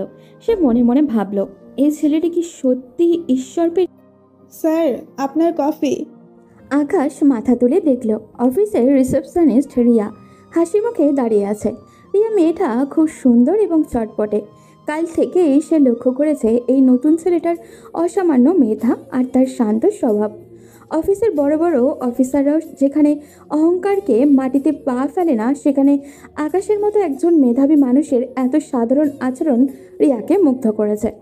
ও থ্যাংক ইউ, কিন্তু আমি তো কফি অর্ডার করিনি। আমি জানি আপনি করেননি, কিন্তু আপনার চেহারায় ক্লান্তির ছাপ দেখা যাচ্ছে। তাই ভাবলাম আমার পক্ষ থেকে 1 কাপ কফি আপনাকে সারপ্রাইজ হিসাবে দিই। আমি রিয়া, রিসেপশনে থাকি। আপনি তো আকাশ, তাই না? জি, আমি আকাশ। ধন্যবাদ কফির জন্য। আসলে কাজের চাপে ক্লান্ত হয়ে পড়েছিলাম। আপনি তো দেখি জাদুকর। পুরো অফিস আজ আপনাকে নিয়ে কথা বলছে। আরিশা ম্যামের মতো রাকি মানুষকে আপনি যেভাবে শান্ত করে দিলেন, এটা অবিশ্বাস্য। আমি কিন্তু খুব মিশুক, কথা বলতে পছন্দ করি। আপনি চাইলে আমরা ফ্রেন্ড হতে পারি। রিয়া খুব সহজভাবে কথাগুলো বলল। আকাশ প্রথমে একটু জড়সড় থাকলেও রিয়ার বন্ধুসুলভ আচরণে সে কিছুটা সহজ হলো। এই যান্ত্রিক শহরে আরিশা চৌধুরীর বাড়িতে যখন সে প্রতিনিয়ত অপমানিত হচ্ছে, সেখানে রিয়ার মতো একজন সাধারণ মেয়ের হাসি আর বন্ধুত্বপূর্ণ কথা তাকে একটু তো স্বস্তি দিল। আচ্ছা আকাশ, আপনি কি সবসময় এত গম্ভীর থাকেন? একটু হাসুন না, হাসলে আপনাকে আরো বেশি স্মার্ট লাগে। আপনার লাঞ্চ কি হয়েছে? না হলে আমরা একসাথে ক্যান্টিনে যেতে পারি। আসলে নাস্তা দেরি করে করেছি তো, তাই এখনো লাঞ্চের কথা ভাবিনি। তবে আপনার সাথে কথা বলে ভালো লাগলো। আপনি খুব সুন্দর কথা বলেন। রিয়া আর আকাশের এই কথোপকথন আরিশা কেবিনের ভেতর থেকে স্পষ্ট দেখতে পাচ্ছিল। সে লক্ষ্য করলো আকাশ রিয়ার সাথে বেশ সহজভাবেই হাসছে, যা তার সাথে কোনো দিনও করেনি। কেন জানি আরিশার বুকের ভেতরটা একটু খচখচ করে উঠল। তার মনে হলো রিয়া কেন আকাশের সাথে এত ভাব জমাচ্ছে। আকাশ তো তার কন্ট্রাক্ট হাজব্যান্ড। এই রিয়া মেয়েটা তো বড়ই ফাজিল। কাজের সময় ফালতু গল্প করছে কেন? আর আকাশটাই বা কেমন যার তার সাথে দাঁত বের করে হাসছে? কাল তো অনেক বড় বড় কথা বললো যে ও পরিবার চায়, মায়া চায়। এখন দেখি রিসিপশনিস্টের সাথেও মায়া বাড়াচ্ছে। রিয়া, এটা কি অফিসের আড্ডাখানা? যাও নিজের কাজে ফেরো। আর আকাশ, কাজ শেষ হলে আমার কেবিনে আসো এক্ষুনি। দিনগুলো এখন এক অদ্ভুত ছন্দে কাটছে। বাইরে থেকে দেখলে মনে হয় চৌধুরী ভিলার আকাশে আরিশার দাম্পত্য জীবনে বসন্ত বইছে, কিন্তু ভেতরে ভেতরে চলছে অধিকার আর অস্তিত্বের এক শীতল লড়াই। সকালে নাস্তার টেবিলে আসলাম চৌধুরী সামনে, তারা দুজনে যেন আদর্শ দম্পতি। আকাশ, তোমার টাইটা আজ আবার একটু বাঁকা হয়েছে। কতবার বলবো যে আয়নার সামনে দাঁড়িয়ে পড়বে? না, আমি ঠিক করে দিচ্ছি। আরে, তুমি থাকতে আমার আয়নার কি দরকার? তুমি যখন আছো তখন আমার পরিপাটি হওয়া নিয়ে তো চিন্তাই নেই, তাই না দাদু? তা তো বটেই। তোদের এই খুনসুটি দেখলে মনে হয় যেন আমার হারানো যৌবন ফিরে পাচ্ছি। আকাশ, তোকে পেয়ে আমার নাতনিটা কিন্তু অনেকটা পাল্টে গেছে। আগে তো হাসতেই ভুলে গিয়েছিল। দাদু, তুমি না মাঝে মাঝে বড্ড বেশি বলো। আমি কিন্তু মোটেও পাল্টাইনি। আমি যেমন ছিলাম তেমনই আছি। আকাশ, কফিটা শেষ করো, অফিসের দেরি হয়ে যাচ্ছে। আসলাম চৌধুরীর ওপর থেকে হাসলেও মনে মনে সবটাই জানেন। তিনি খুব ভালো করে বুঝতে পারছেন যে এই সবটাই আরিশার সাজানো নাটক আর আকাশের নিখুঁত অভিনয়। তবুও তাদের এই সম্মিলিত প্রচেষ্টা ওনার বেশ ভালোই লাগছে। তিনি মনে মনে ভাবেন, অভিনয় করতে করতে যদি সত্যি মায়ায় পড়ে যায় তবে মন্দ কি। Good morning sir. আজ কিন্তু আপনাকে ব্লু শার্টে একদম হিরো লাগছে। আরিশা ম্যামের চয়েস তো দারুণ বলতে হবে। Good morning Riya. আরিশার চয়েস নয়, এটা আসলে আমার নিজেরই কেনা ছিল। তবে কমপ্লিমেন্টের জন্য থ্যাংক ইউ। তা আজ রিসিপশনে এত ভিড় কেন? আরে ভিড় তো হবেই, সবাই আপনাকে দেখতে চায়। আপনি যে কালকের সেই জটিল অডিট ফাইলটা সলভ করলেন, পুরো অফিসে তো এখন আপনিই talk of the town. By the way, আজ কিন্তু লাঞ্চে আমাকে না বলতে পারবেন না। আমি বাসা থেকে আপনার প্রিয় আলু ভর্তা আর ইলিশ মাছ ভাজি নিয়ে এসেছি। আপনি আমার জন্য বাসা থেকে খাবার নিয়ে এসেছেন? রিয়া, আপনি আসলেই খুব ফ্রেন্ডলি। আমার এই নিঃসঙ্গ জীবনে আপনার মতো একজন বন্ধু পাওয়া সত্যিই ভাগ্যের ব্যাপার। ভাগ্যের দোহাই দিবেন না তো। আমি তো শুধু আপনার সাথে একটু সহজ হতে চেয়েছি। এই যে দেখুন, আপনার জন্য একটা স্পেশাল প্যান এনেছি। সাইন করার সময় মনে করবেন ফ্রেন্ডটা গিফট করেছে। আরিশা নিজের কেবিন থেকে কাছের ওপারের এই দৃশ্যটা দেখছিল। আকাশের ঠোঁটের কোণে রিয়ার জন্য যে সহজ হাসিটা দেখা যাচ্ছে, সেটা আরিশার জন্য দামি উপটৌকন দিয়েও কোনোদিনও পাওয়া যায়নি। আরিশার বুকটা ঈর্ষায় ফেটে যাচ্ছিল। সে ইন্টারকমে চিৎকার করে ম্যানেজারকে ডাকলো। ম্যানেজার চাচা, এই রিসেপশনিস্ট রিয়াকে কি আমি গল্পের জন্য বেতন দেই? দেখুন তো ও আকাশের সাথে কিভাবে গালগপ্প জুড়েছে। আকাশ কি এখানে প্রেম করতে এসেছে নাকি কাজ করতে? মামুনি, রিয়া তো সবার আগেই সাথেই ভালো ব্যাপার করে। আর আকাশ তো এই অফিসে নতুন, ওর তো কাউকে দরকার যে ওকে একটু গাইড করবে। এতে রাগ আর কি আছে? গাইড করার জন্য আপনি আছেন, আমি আছি, আর ওই রিয়ার মতো একটা সাধারণ মেয়ের সাথে ও অত কিসের হাসাহাসি করছে? ওকে এক্ষুনি আমার রুমে পাঠিয়ে দিন। কিছুক্ষণ পর আকাশ আরিশার কেবিনে ঢুকলো। তার চোখে তখনও রিয়ার সাথে গল্পের রেশটুকু লেগে আছে। ফাইলটা রাখো টেবিলে। আর শোনো আকাশ, তুমি কি ভুলে যাচ্ছ তুমি এখানে কিসের জন্য এসেছো? অফিসের ডেকোরাম বলে একটা জিনিস আছে। ওই রিসেপশনিস্টের সাথে তোমার এত মাখামাখি অফিসের কালচারের জন্য ভালো না। মিস চৌধুরী, আমি আমার কাজ ঠিকঠাক করছি। আর রিয়া শুধু আমার একজন ভালো বন্ধু। কারোর সাথে কথা বলা বা বন্ধুত্ব করা কি এই কন্ট্রাক্টের বাহিরে? আমি তো দাদুর সামনে আপনার সাথেও খুব ভালো অভিনয় করি। তবে অফিসের কলিগের সাথে স্বাভাবিক হতে আপনার সমস্যা কোথায়? সমস্যা আছে, কারণ লোকে জানবে তুমি আমার হাজবেন্ড। আর তুমি যদি একটা সাধারণ রিসেপশনিস্টের সাথে ফ্লার্ট করো তবে সেটা আমার প্রেস্টিজে লাগে। প্রেস্টিজ নাকি হিংসে? মিস চৌধুরী, আপনি কি সত্যি ভয় পাচ্ছেন যে আপনার কন্ট্রাক্ট করা খেলনাটা অন্য কারোর সাথে বেশি ভালো সময় কাটাচ্ছে? আপনি আমাকে কিনেছেন আমার হাসি বা আমার বন্ধুত্বকে নয়। রিয়া আমাকে সম্মান দেয়, মায়া দেয়, যা আপনার ডিকশনারিতে নেই। স্টপ ইট আকাশ, তোমাকে বেশি প্রশ্রয় দেওয়া হয়ে গেছে। মনে রেখো 1 মাস পর তুমি আমার লাইফ থেকে ভ্যানিশ হয়ে যাবে। তাই কারোর সাথে মন দেওয়া নেওয়া করার স্বপ্ন দেখে লাভ নেই। মন দেওয়ার মতো যোগ্যতা আমার নেই মিস চৌধুরী, আমি জানি। তবে মায়া কাটাতে টাকা লাগে না। আমি আমার কাজ করছি, আপনি আপনার ইগো সামলান। আকাশ কেবিন থেকে বেরিয়ে যেতেই আরিশা সোফায় ধপ করে বসে পড়ল। সে বুঝতে পারছে না কেন তার বারবার কান্না পাচ্ছে। সে তো আকাশকে ভালোবাসে না, তবে কেন অন্য কোনো মেয়ের সাথে তাকে দেখলে আরিশার কলিজায় টান লাগে। অন্যদিকে অফিসে রিয়া আর আকাশের বন্ধুত্ব আরও গভীর হতে শুরু করেছে। রিয়া জানে না আকাশের জীবনের আসল সত্যটা কী, কিন্তু সে আকাশকে তার একঘেয়ে জীবনের থেকে এক চিলতে রোদ হিসেবে দেখতে শুরু করেছে। চৌধুরী ভিলার পরিবেশে এখন এক অদ্ভুত পরিবর্তন। যে আরিশা চৌধুরী আকাশকে নিজের ছায়া মারাতে দিত না, সেই আরিশাই এখন ছলে বলে কৌশলে আকাশকে নিজের 24 ঘন্টার সঙ্গী করে তুলেছে। কেন এক অজানা ভয় বা অদৃশ্য টান তাকে আকাশের দিকে বারবার ঠেলে দিচ্ছে। অফিসের কাজ হোক বা বাইরের মিটিং, আরিশার এখন আকাশকে ছাড়া চলেই না। আকাশ এই ফাইলগুলো নিয়ে এক্ষুনি আমার কেবিনে আসো। নেক্সট প্রজেক্টের প্রেজেন্টেশনটা তোমাকে ছাড়া আমি ফাইনাল করতে পারছি না। মিস চৌধুরী, এই কাজটা তো আপনার অ্যাসিস্ট্যান্টও করতে পারতো। আমাকে অডিট সেকশন থেকে বারবার কল করছে, ওখানে আমার থাকাটা জরুরি। অডিট সেকশনে কে আছে না আছে সেটা দেখার দায়িত্ব আমার। আপাতত তুমি এখানেই বসো, এই কফিটা নাও আর আমাকে এই স্লাইডগুলো বুঝিয়ে দাও। আর হ্যাঁ, তোমার ফোনটা সাইলেন্ট করো, বারবার রিংটোন বাজলে আমার কনসেন্ট্রেশনে নষ্ট হয়। সাইলেন্টই আছে। আসলে রিয়া একটা ফাইল নিয়ে আসছিল, বোধহয় সেই জন্য কল দিয়েছিল। আমি কি একটু বাইরে গিয়ে ওর সাথে কথা বলে আসবো? একদম না, রিয়াকে বলে দাও ফাইলটা রিসেপশনে রাখতে, ওটা পরে দেখা যাবে। তুমি আমার সামনে বসো আর কাল থেকে আমার যতগুলো আউটডোর মিটিং আছে সবগুলোতে তুমি আমার সাথে যাবে। ড্রাইভারকে বলে দিয়েছি তুমি আর আমি একই গাড়িতে যাব। কিন্তু মিস চৌধুরী, লোকে কি ভাববে? এমপ্লয়িরা তো অলরেডি বলা বলি করছে যে আপনি কেন আমাকে এত প্রায়োরিটি দিচ্ছেন। আমাদের কন্ট্রাক্টের গোপনীয়তা তো এতে নষ্ট হতে পারে। লোকে কি ভাবলো তাতে আমার কিছু যায় আসে না। আরিশা চৌধুরী নিজের ডিসিশন নিজেই নেয়। তোমাকে আমার আশেপাশে থাকলে আমার কাজ করতে সুবিধা হয়, ব্যাস এটাই শেষ কথা। এখন কাজের দিকে ফোকাস করো। আরিশার এই কাজের বাহানা এখন রীতিমতো শিল্পের পর্যায়ে পৌঁছে গেছে। শপিং মলে যাওয়া হোক কিংবা ক্লায়েন্টের সাথে ডিনার, আরিশা সবখানেই আকাশকে সাথে নিয়ে যাচ্ছে।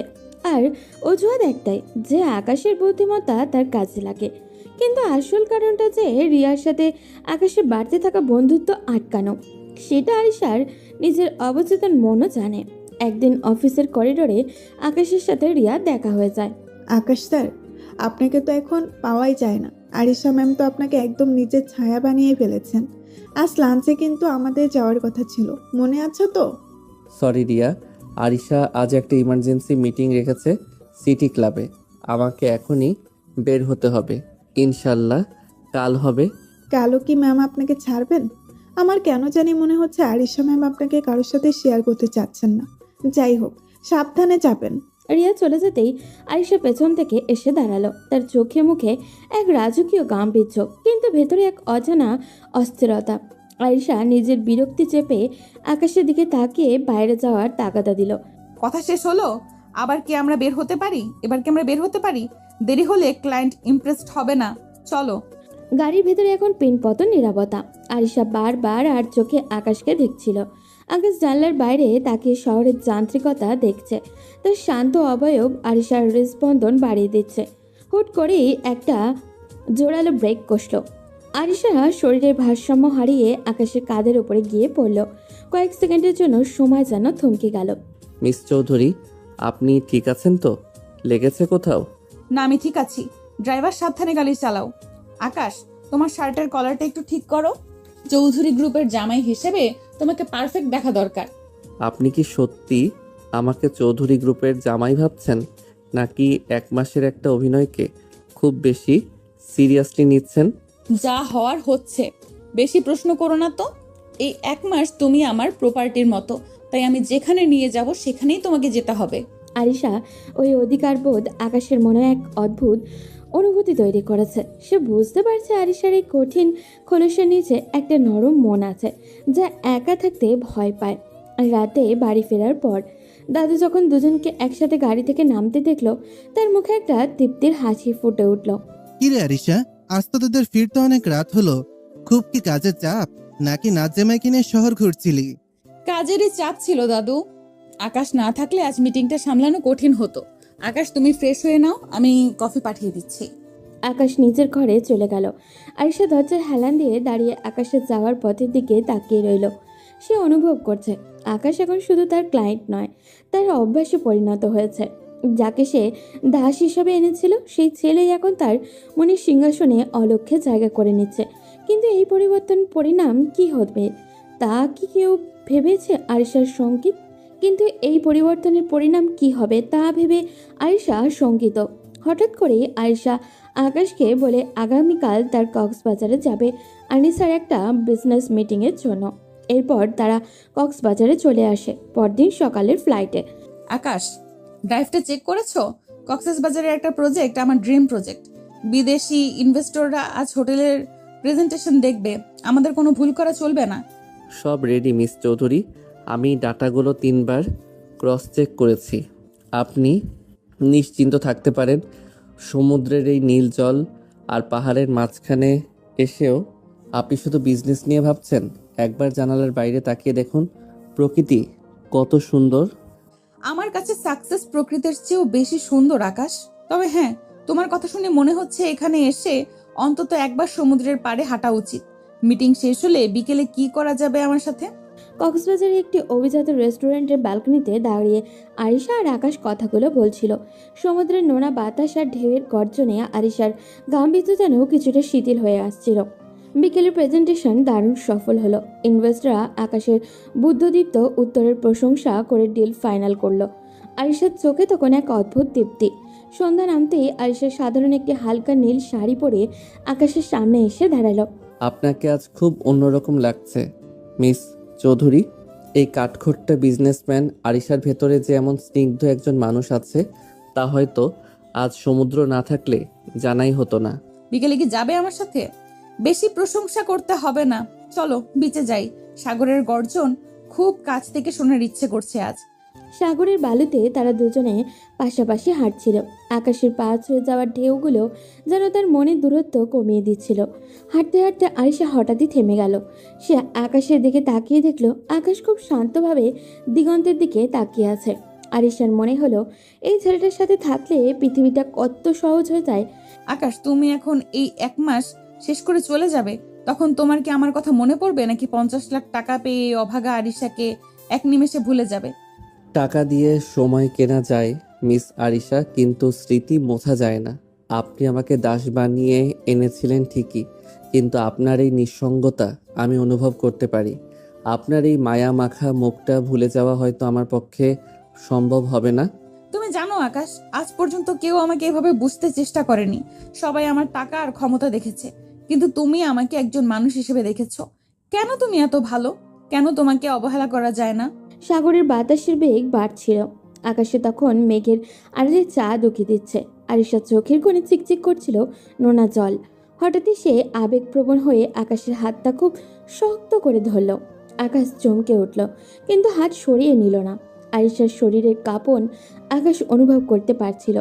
আকাশ, আমি আসলে খুব একা। এই বিশাল সাম্রাজ্য দিয়ে আমি কি করব যদি আমার কথা শোনার মতো কেউ পাশে না থাকে? আমি কি অনেক খারাপ? কেন আমি তোমাকে প্রথম থেকেই কষ্ট দিয়েছি? আপনি খারাপ নন আরিশা, আপনি আসলে ভালোবাসা পেতে ভয় পান, তাই অহংকারের আড়ালে নিজেকে লুকিয়ে রাখেন। কাঁদবেন না প্লিজ, আপনার চোখে জল মানায় না। আকাশ খুব হালকা করে আরিশার গাল থেকে অশ্রু মুছে দিল। সেই মুহূর্তে সমুদ্রের গর্জন ছাড়া আর শব্দ যেন স্তব্ধ হয়ে গেল। আরিশা নিজেকে আর সামলাতে পারল না। সে আকস্মিকভাবে আকাশের বুকের মধ্যে মুখ লুকালো। আকাশের হৃদস্পন্দন তখন দ্রুততর হচ্ছে।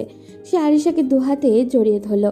কক্সবাজারের সেই নির্জন সৈকতে চাঁদের আলোয় ভেসে যাওয়ার মুহূর্তে তারা দুজনেই খুব বাধা ভুলে একে অপরের অনেকটা কাছাকাছি চলে এলো। আকাশ, আমি হয়তো তোমাকে আর কোনোদিন যেতে দিতে পারবো না। আমাদের এই 1 মাসের চুক্তি কি সারা জীবন হতে পারে না? সময় সব প্রশ্নের উত্তর দেবে আরিশা, আজ শুধু এই সুন্দর মুহূর্তটাকে অনুভব করতে দিন। আরিশা আকাশের চোখের দিকে তাকালো। সে চোখে আজ ঘৃণা নেই, বরং কোনো রাগও নেই। আজ শুধু এক গভীর মুগ্ধতা। সাগরের ঢেউ এসে আছড়ে পড়েছিল তাদের পায়ের কাছে, আর তাদের মনের গভীরে বয়ে যাচ্ছিল অনুভূতির এক প্রলয়কারী ঝড়। আরিশা চৌধুরীর মতো কঠিন হৃদয় নারী আজ এক এতিম ছেলের ভালোবাসার কাছে সম্পূর্ণ আত্মসমর্পণ করলো। কক্সবাজার থেকে ফেরার পর আকাশ আর আরিশার সম্পর্কের সমীকরণটা একদমই বদলে গেছে। আরিশার সেই কঠিন ব্যক্তিত্ব এখন আকাশের সামনে এলেই তাসের ঘরের মতো ভেঙে পড়ে। তাদের মধ্যে এখন আর সেই মালিক আর দাসের দূরত্ব নেই। দেখতে দেখতে চুক্তির 25তম দিন কেটে গেল। ঘড়ির কাঁটা যেন এখন আরিশার কাছে এক একটা আতঙ্কের নাম। আকাশ, সোফায় শুলে তো তোমার পিঠে ব্যথা হয়। আজ থেকে তুমি চাইলে এই বড় বেডটার একপাশে ঘুমাতে পারো। আমার কোনো সমস্যা নেই। আজ 25 দিন হয়ে গেল আরিশা, আর মাত্র 5 দিন, তারপর তো এই রাজপ্রাসাদ ছেড়ে আমাকে আমার সেই পুরনো মেসেই ফিরে যেতে হবে। এখন এই দামি বেডে ঘুমানোর অভ্যাস করলে পরে হয়তো ফুটপাতে ঘুম আসবে না। 5 দিনের তো পথ, সোফাতেই ভালো আছি। আকাশের মুখে 5 দিন পর চলে যাওয়ার কথা শুনে আয়েশার বুকটা হু হু করে উঠল। সে ভেবেছিল কক্সবাজারের ওই মুহূর্তগুলোর পর আকাশ হয়তো চুক্তির কথা ভুলে যাবে, কিন্তু আকাশের এই বাস্তববাদী কথাগুলো আয়েশাকে মনে করিয়ে দিল যে তাদের সম্পর্কের ভিত্তিটা ছিল স্রেফ একটা কন্ট্রাক্ট। আয়েশা সারা রাত ঘুমাতে পারল না, তার চোখের জল বালিশ ভেজাতে লাগলো। পরদিন সকালে এক রাশ মন খারাপ নিয়ে আরিসা অফিসে পৌঁছালো। কেবিনে ঢোকার আগেই তার চোখ পড়ল এক অসহ্য দৃশ্য। আকাশ স্যার, এই কফিটা খেয়ে দেখুন তো। আজ আমি নিজের হাতে আপনার জন্য বানিয়ে এনেছি। আপনি চলে যাবেন শুনলাম, আমার কিন্তু খুব মন খারাপ হবে। আপনি তো দেখে অনেক খবর রাখেন রিয়া। আসলে জীবন তো থেমে থাকে না, তবে আপনার মতো বন্ধুর কথা আমার সারা জীবন মনে থাকবে। শুধু মনে রাখলে হবে না, যাওয়ার পর কিন্তু আমাকে ট্রিট দিতে হবে। আপনার সাথে কাটানোর সময়গুলো আমার কাছে স্পেশাল হয়ে থাকবে। আরিশা করিডোর দিয়ে যাওয়ার সময় দেখলো আকাশ আর রিয়া খুব সহজভাবে হাসাহাসি করছে। আরিশার মনে হলো কেউ যেন তার কলিজায় গরম লোহা দিয়ে ছ্যাঁকা দিচ্ছে। সে নিজের ইগো সামলাতে না পেরে কাজ ফেলে সোজা বাড়িতে চলে আসলো। আসলাম চৌধুরী ড্রয়িং রুমে বসে পত্রিকা পড়ছিলেন। নাতনিকে দেখে অসময়ে এভাবে অগ্নিশর্মা হয়ে ফিরতে দেখে তিনি বেশ অবাক হলেন। কি রে আরিশা, অফিস থেকে এই অসময়ে চলে এলি যে? শরীর খারাপ নাকি? আর তোর মুখটা এমন তপ্ত দুপুরের মতন লাল হয়ে আছে কেন? দাদু, আমার সামনে এখন কারো কথা বলবে না। আমি আমার রুমে যাচ্ছি। কেউ যেন আমাকে ডিস্টার্ব না করে, বিশেষ করে ওই আকাশ যেন আমার ছায়া না মারায়। আরিশা গটগট করে সিঁড়ি বেয়ে উপরে উঠে নিজের রুমের দরজাটা জোরে বন্ধ করে দিল। আসলাম চৌধুরী কিছুক্ষণ থতমত খেয়ে বসে রইলেন। তিনি বুঝতে পারলেন ডালমি কুছ কালা হে। তিনি কালক্ষেপণ না করে ম্যানেজারকে ফোন দিলেন। ম্যানেজার, অফিসে কি কিছু হয়েছে? আরিশা হঠাৎ পাগলের মতন রিয়াক্ট করছে কেন? ও তো মাত্রই বাড়ি ফিরলো। বড় সাহেব, আমি তো বুঝতে পারছি না কি বলবো। আসলে আকাশ আর রিসেপশনিস্ট প্রিয়াকে একসাথে হাসাহাসি করতে দেখেই মামুনি এই কাণ্ড করেছে। মামুনি এখন আকাশের ছায়াও সহ্য করতে পারছেন না, অথচ মনে মনে আকাশকে ছাড়া এক মুহূর্তও থাকতে পারছেন না। তার মানে আরিশা চৌধুরী হিংসে করছে? যে মেয়ে কোনোদিন কাউকে পরোয়া করেনি, আজ সে একটা সাধারণ মেয়ের সাথে আকাশের মেলামেশা নিতে পারছি না। এটা তো দারুণ খবর ম্যানেজার। তার মানে বেশি বেশি বিষক্ষয় হচ্ছে। বড় সাহেব, হাসি থামাশার কথা না। আরিশা মামুনি যেভাবে রেগে আছে আমার ভয় হচ্ছে ওনা আবার আকাশকে অপমান করে বাড়ি থেকে বের করে দেয়। চুক্তির আর মাত্র কয়েকটা দিন বাকি। ভয় পাস না, যে যত বেশি হিংসে করে সে তত বেশি ভালোবাসে। আরিশা এখন নিজের মনের সাথে যুদ্ধ করছে, আর আকাশকেও বুঝতে হবে যে আরিশার এই রাগের পেছনে কতটা গভীর মায়া লুকিয়ে আছে। তুই শুধু পরিস্থিতির ওপর নজর রাখ। আরিশা নিজের রুমে শুয়ে বালিশ কামড়ে কাঁদছে। তার মাথায় একটা শুধু দৃশ্য ঘুরে বেড়াচ্ছে। আকাশ রিয়ার দিকে তাকিয়ে হাসছে। সে হাসিটা আরিশার পাওনা ছিল, সেটা রিয়া অনায়াসেই পেয়ে গেছে। আরিশা মনে মনে ভাবছে, আকাশ কি সত্যি 5 দিন পর চলে যাবে? সে কি একবারও আরিশাকে বলবে না যে সে থেকে যেতে চায়? চুক্তির কাগজগুলো কি আসলে তাদের হৃদয়ের অনুভূতির চেয়ে বড় হয়ে গেল? ম্যানেজার, নাতনির এই হিংসে দেখে আমি একটা জিনিস নিশ্চিত হলাম। আরিশা আকাশকে পাগলের মতন ভালোবেসে ফেলেছে, কিন্তু ওর এই জেদ ভাঙতে হলে আমাদের আগুনের উপর একটু ঘি ঢালতে হবে। তুমি আরিশাকে গিয়ে বলবে যে আকাশের সাথে ডিভোর্স হয়ে গেলে আকাশ আর দেরি করবে না, ও নাকি রিয়াকেই বিয়ে করবে। এই কথাটা শোনার পর দেখবি আসল আরিশা চৌধুরীকে। বড় সাহেব, এটা বলা কি ঠিক হবে? মামুনি তো আকাশকে আস্ত রাখবে না। এমনিতেই সে রেগে আছে, তার উপর এমন খবর দিলে তো বাড়িতে তুফান শুরু হয়ে যাবে। আমি যা বলেছি তাই করো। মায়া থেকে যখন ভালোবাসা জন্মায় না, তখন হিংসা থেকে সেটা বের করে আনতে হয়। দেরি করো না, এখনই যাও। ম্যানেজার কাঁপতে কাঁপতে আরিশার ঘরের দরজায় গিয়ে দাঁড়ালেন।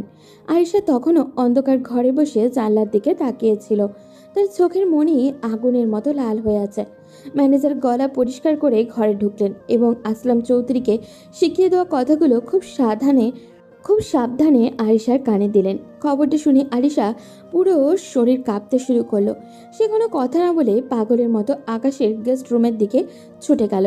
তুই নিজেকে কি মনে করিস রে আকাশ? তোর এত বড় সাহস! আমি তোকে ডিভোর্স দেওয়ার আগেই তুই বিয়ের স্বপ্ন দেখছিস? ঢং করিস না একদম। তুই ভেবেছিস আমি জানবো না ওই রিয়াকে তুই বিয়ে করবি? 5 দিন শেষ হওয়ার আগেই তুই পরকাল গুছিয়ে ফেলছিস। ডিভোর্স? বিয়ের স্বপ্ন? আপনি কি আবোল তাবোল বলছেন আরিশা? আমি তো কিছুই বুঝতে পারছি না। আপনি মাঝরাতে এভাবে চড়াও হচ্ছেন কেন?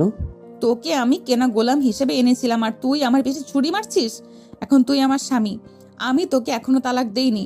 আর আমাদের এই চুক্তি শেষ হবে কি হবে না তা আমি এখনো ঘোষণা করিনি। আমার পারমিশন ছাড়া তুই অন্য কোনো মেয়ের দিকে তাকানোর সাহস পাস কোথা থেকে? সব পুরুষই সমান, চরিত্রহীন কোথাকার। মুখ সামলে কথা বলুন আরিশা। আপনি যাকে তাকে যা খুশি বলতে পারেন না। রিয়া শুধু আমার ফ্রেন্ড, আর আমাদের মধ্যে তো বিয়ের কোনো ভিত্তিই ছিল না। এটা তো একটা কন্ট্রাক্ট ছিল। 5 দিন পর আমি তো আপনার কাছে কেউ না, আমি তো চলেই যাব। তখন আমি কার সাথে থাকলাম তাতে আপনার কি? কেউ না মানে কি? খবরদার আকাশ, ওই রিয়ার নাম নিবি না। ব্যক্তিত্বের দোহাই দিস না একদম। তোর মতো একটা এতিম ছেলের কিসের ব্যক্তিত্ব? তুই তো স্রেফ একটা ভাড়া করা অ্যাক্টর। এখন যাবি ওই রিয়ার কাছে গিয়ে পীড়িত করবি তো? সেটা আমি হতে দেব না। তোকে আমি ছাড়বই না, দেখি তুই কিভাবে বিয়ে করিস। যথেষ্ট হয়েছে আরিশা চৌধুরী। আপনার এই ইগো আর এই সন্দেহবাতিক মন নিয়ে আপনি কোনোদিন সুখী হতে পারবেন না। চরিত্র নিয়ে কথা বলবেন না। আমি আপনার কেনা হতে পারি, কিন্তু আমার ব্যক্তিত্ব আপনার ওই 50 লাখ টাকার চেয়ে অনেক বেশি দামি। আপনি পাগল হয়ে গেছেন আরিশা। আপনার এই জেদ আপনাকে ধ্বংস করে দিচ্ছে। আমি আর এক মুহূর্ত আপনার সাথে কথা বলতে চাই না। আরিশা আর আকাশ একে অপরের দিকে হিংস্রভাবে তাকিয়েছিল। রাগে আরিশা টেবিলের উপরে থাকা কাচের গ্লাসটা জোরে ফ্লোরে আছড়ে ভেঙে পড়ল। কাচের টুকরো ছিটকে আকাশের হাতে লাগলেও আকাশ ভ্রুক্ষেপ করলো না। আরিশা আকাশের আরও কাছে এগিয়ে গিয়ে তার কলারটা টেনে ধরল। মাঝরাতের নিস্তব্ধতা ভেঙে চৌধুরীবিলাসী ঘরে শুরু হলো এক ভয়াবহ লড়াই। কিন্তু এই লড়াইয়ের আড়ালে আরিশার চোখের কোণে যে জল গড়িয়ে পড়ছিল তা কেবল আকাশের হারানোর ভয় ছাড়া আর কিছুই ছিল না। ম্যানেজার চাচা, আকাশ কোথায়?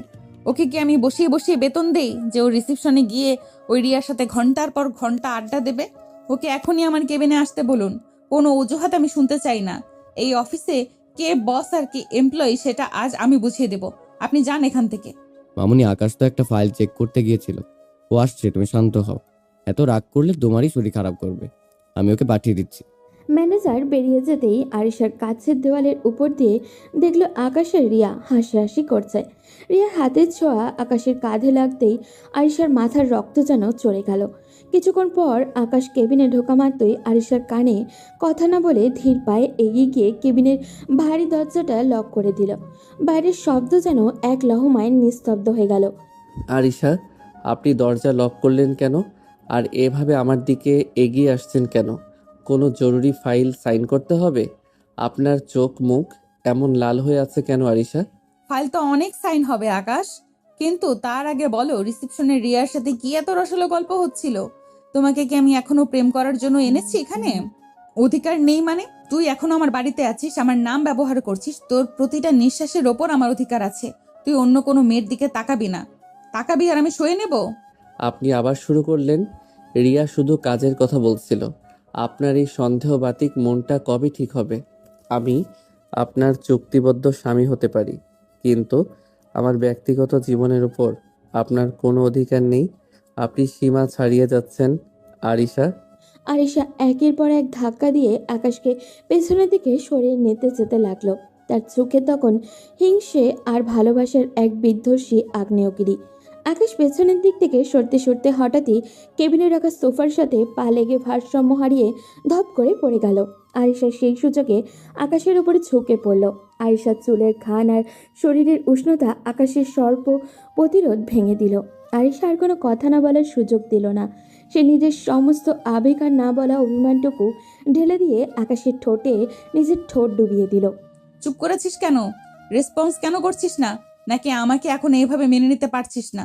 নাকি ওই রিয়ার ছোঁয়া পাওয়ার পর আমার এই পাগলামি তোর কাছে বিষ মনে হচ্ছে? বল আকাশ, কথা বল। কেন করিস এমন আকাশ? কেন আমাকে এত কষ্ট দিস? তুই জানিস না তোকে আমি অন্য কারোর সাথে দেখলে আমার কলিজা ছিঁড়ে যায়? আরিশা, আপনি জানেন না আপনি কি করছেন? আপনি আমাকে পাগল করে দিচ্ছেন। আমি তো নিজেকে সামলানোর চেষ্টা করছিলাম, কিন্তু আপনি তো সব বাঁধ ভেঙে দিলেন। আপনি কি আসলেই চান আমি আপনাকে সেভাবে গ্রহণ করি যেভাবে একজন স্বামী তার স্ত্রীকে করে? আকাশ আর নিজেকে আটকে রাখতে পারল না। সেও আরিশার কোমর শক্ত করে হাত জড়িয়ে ধরে তাকে নিজের বুকের উপরে টেনে নিল। এবার আকাশ নিজেই পাগলের মতো আরিশার ঠোঁটে নিজের ঠোঁট চেপে ধরল। আরিশা প্রথমবার কোনো পুরুষের এমন বলিষ্ঠ আর আদিম ছোঁয়া পেয়ে নিজেকে সামলাতে পারছিল না। আকাশের হাত যখন আরিশার কোমর আর স্পর্শকাতর জায়গাগুলোতে বিচরণ করতে লাগলো, আরিশার সারা শরীরে বিদ্যুৎ খেলে গেল। তার সমস্ত দম্ভ আর আভিজাত্য যেন এই এক চিলতে আগুনের কাছে আত্মসমর্পণ করলো। আমাকে ছেড়ে যাবি না তো আকাশ? এই 5 দিন শেষ হওয়ার পর তুই কি আমাকে এই নরকে একা রেখে চলে যাবি? আমি তোকে ছাড়া বাঁচতে পারবো না আকাশ। আমি আজ স্বীকার করছি, আমি তোর কাছে হেরে গেছি। আপনার এই পাগলামি আমাকে আপনার মায়ায় চিরতরে বেঁধে ফেলেছে আরিশা। আমি জানতাম না এই কঠিন হৃদয়ের নিচে এতটা প্রেম জমা ছিল। আজ থেকে আপনি শুধু আমার আর আমি শুধু আপনার। কোনো চুক্তি আমাদের আলাদা করতে পারবে না। আমি থাকবো তোমার এই এলোমেলো জীবনটা গুছিয়ে দেওয়ার জন্য। আমি থাকবো। কেবিনের ভেতরে তখন সময় থমকে আছে। বাইরে পৃথিবীর ব্যস্ততা থাকলেও ভেতরে দুটি অশান্ত হৃদয় একে অপরের উষ্ণতায় শান্ত হচ্ছিল। আরিশার এলোমেলো হয়ে যাওয়া চুল আর আকাশের ঘামার্ত ললাট সাক্ষ্য দিচ্ছিল যে আজ থেকে তাদের সম্পর্কের কন্ট্রাক্টটা হৃদয়ের দলিল হয়ে গেছে। আরিশা আর বুঝতে পারলেও ক্ষমতা দিয়ে পৃথিবী জয় করা গেলেও মায়া আর তীব্র আকর্ষণ দিয়ে একজন মানুষের আত্মা জয় করা যায়। কেবিনের ভেতরে তখন আবেগ আর উষ্ণতার এক চূড়ান্ত মুহূর্ত বইছিল। ঠিক সেই সময় হঠাৎই দরজায় সজোরে টোকা পড়ার শব্দে দুজন যেন আকাশ থেকে আছড়ে পড়ল। আরিশা আর আকাশ এক ঝটকায় একে অপরের থেকে আলাদা হয়ে ছিটকে দুদিকে সরে গেল। দুজনের অবস্থান তখন ভীষণ বিধ্বস্ত। আরিশার পরনের ফর্মাল শার্টের ওপরে বোতামগুলো খোলা, ইন করা শার্ট বের হয়ে এসেছে আর দামি ব্লেজারের মাঝের উপরে পড়ে আছে। মেঝের উপরে পড়ে আছে। তার চুলগুলো এলোমেলো হয়ে মুখের উপরে এসে পড়েছে আর চোখের কাজল লেপ্টে একাকার। আর আকাশ শার্টের অবস্থা করুন। সে হাঁপাতে হাঁপাতে নিজেকে সামলানোর চেষ্টা করছে। আকাশ, আমার অবস্থা দেখো। ব্লেজারটা মেঝের উপর পড়ে আছে, শার্টের এই অবস্থা। বাইরের কেউ যদি আমাদের এই অবস্থায় দেখে তবে সম্মান সব ধুলোয় মিশে যাবে। আমি কি করব এখন? দাদুকে মুখ দেখাবো কি করে? আরিশা, প্যানিক করবেন না, একদম না। আপনি আগে ব্লেজারটা তুলুন, শার্টটা ঠিক করে ওয়াশরুমে যান। আমি দরজা খোলার আগে সময় নিচ্ছি। Please quick. আরিশা মেঝের উপর থেকে নিজের ব্লেজারটা তুলে নিয়ে করুণ চোখে আকাশের দিকে তাকালো। সে কাঁপতে কাঁপতে ড্রেসিংয়ে ঠিক করার চেষ্টা করছে। আকাশ আরিশার অসহায়ত্ব বুঝতে পেরে চোখের ইশারায় কেবিনের ভেতরে ওয়াশরুমের দিকে ইশারা করলো। আরিশা দ্রুত শার্টের বোতামগুলো আটকাতে আটকাতে ওয়াশরুমের ভেতরে ঢুকে গেল। আকাশ একটা দীর্ঘশ্বাস ফেলে নিজের শার্টের হাতা ঠিক করে আর চুলগুলো হাত দিয়ে আঁচড়ে নিয়ে ধীর পায়ে গিয়ে কেবিনের দরজা খুলে দিল। সামনে ম্যানেজারকে দেখে আকাশ একটু অদ্ভুত অপ্রস্তুত হাসি দিল। আকাশ, দরজা লক করা ছিল কেন? আর তোমার কপালে তো ঘাম কেন? আরিশা মামুনি কোথায়? ওনার সাথে একটা খুব আর্জেন্ট ফাইলে সই লাগবে। ওহ ম্যানেজার চাচা আপনি? আসলে ম্যাম একটু ফ্রেশ হতে ওয়াশরুমে গিয়েছেন। আর বুঝতেই তো পারছেন অফিসের এসির অবস্থা একদম ভালো না, খুব গরম লাগছিল। আপনি ভেতরে আসুন। ম্যানেজার কেবিনে ঢুকে চারিদিকে সন্নিগ্ধ দৃষ্টিতে তাকাতে লাগলেন। সোফাটা এলোমেলো হয়ে আছে আর কার্পেটের উপরে আরিশার চুলের পিন পড়ে থাকতে দেখে তিনি কিছুটা থমকে গেলেন। ম্যানেজার যখন আরও সামনে এগিয়ে মেঝের দিকে তাকাতে যাচ্ছিলেন, আকাশ বুঝতে পারল এখনই ওনার ফোকাস অন্যদিকে সরাতে হবে। সে হুট করেই অদ্ভুত আর আবোল তাবোল প্রশ্ন করতে শুরু করলো। আচ্ছা ম্যানেজার চাচা, আপনি কি কখনো ভেবেছেন যে পৃথিবীর সব মানুষ যদি একদিন হঠাৎ করে উল্টো হয়ে হাঁটতে শুরু করে, তবে কি আমাদের অফিসের সিলিং ফ্যানগুলো মেঝেতে লাগাতে হবে? সুতো কি তখন আমরা গ্লাভস হিসেবে হাতে পরব? কি বলছো আকাশ? তোমার কি মাথা ঠিক আছে? আমি অফিসের ফাইলের কথা বলছি আর তুমি উল্টো হয়ে হাঁটার গল্প করছো কেন? তোমার চোখ মুখ তো দেখি কেমন লাল হয়ে আছে। আরে চাচা, এটা একটা সাইকোলজিক্যাল প্রশ্ন। আর একটা কথা বলুন তো, সমুদ্রের সব জল যদি একদিন হঠাৎ স্ট্রবেরি জুস হয়ে যায়, তবে কি মাছগুলো সব মিষ্টি হয়ে যাবে? আপনি কি কখনো মিষ্টি ইলিশ মাছের কথা কল্পনা করেছেন? ইলিশ মাছের সাথে চিনি খেলে কেমন লাগবে বলুন তো? আকাশ, তুমি কি আজ অসুস্থ নাকি আরিশা মামুনি তোমাকে বেশি বকাঝকা করেছে? এসব কি পাগলের মতো কথা বলছো? তোমার পালস তো মনে হচ্ছে অনেক ফাস্ট।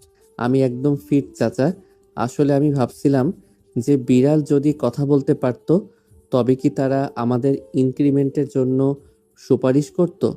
আপনি কি কখনো কোনো বিড়ালের ইন্টারভিউ নিয়েছেন?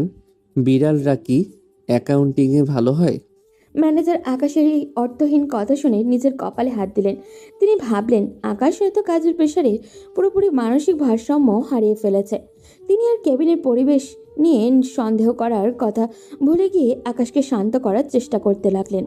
এরই মধ্যে ওয়াশরুম থেকে আরিশা নিজেকে পুরোপুরি পরিপাটি করে বের হয়ে এলো। তার চেহারায় এখন সেই আগের বর্ষলভ গাম্ভীর্য, যদিও গালের লালিমা তখনও পুরোপুরি মোছেনি। ম্যানেজার চাচা আপনি ওখানে? আকাশকে ইগনোর করুন। ও মাঝে মাঝে বেশি বই পড়ে, এমন ওয়েয়ার্ড সব কথাবার্তা বলে। দিন ফাইলটা দিন, আমি সই করে দিচ্ছি। মামুনি, আকাশ তো দেখি বিড়ালের ইন্টারভিউ আর মিষ্টি ইলিশের গল্প শোনাচ্ছে আমাকে। ওর জন্য বোধহয় একজন ডাক্তার লাগবে। যাই হোক, আপনি সইটা করে দিন, আমি এক্ষুনি বের হব। আমার কেন জানি এখানে বেশিক্ষণ থাকতে অস্বস্তি লাগছে। আরিশা দ্রুত সই করে দিলেন। ম্যানেজারের ফাইলটা নিয়ে এক প্রকার দৌড়েই কেবিন থেকে বেরিয়ে গেলেন। তিনি যাওয়ার সময় মনে মনে ভাবছিলেন যে আরিশার সাথে থাকতে থাকতে বেচারা আকাশের মাথাটা বোধহয় সত্যিই গেছে।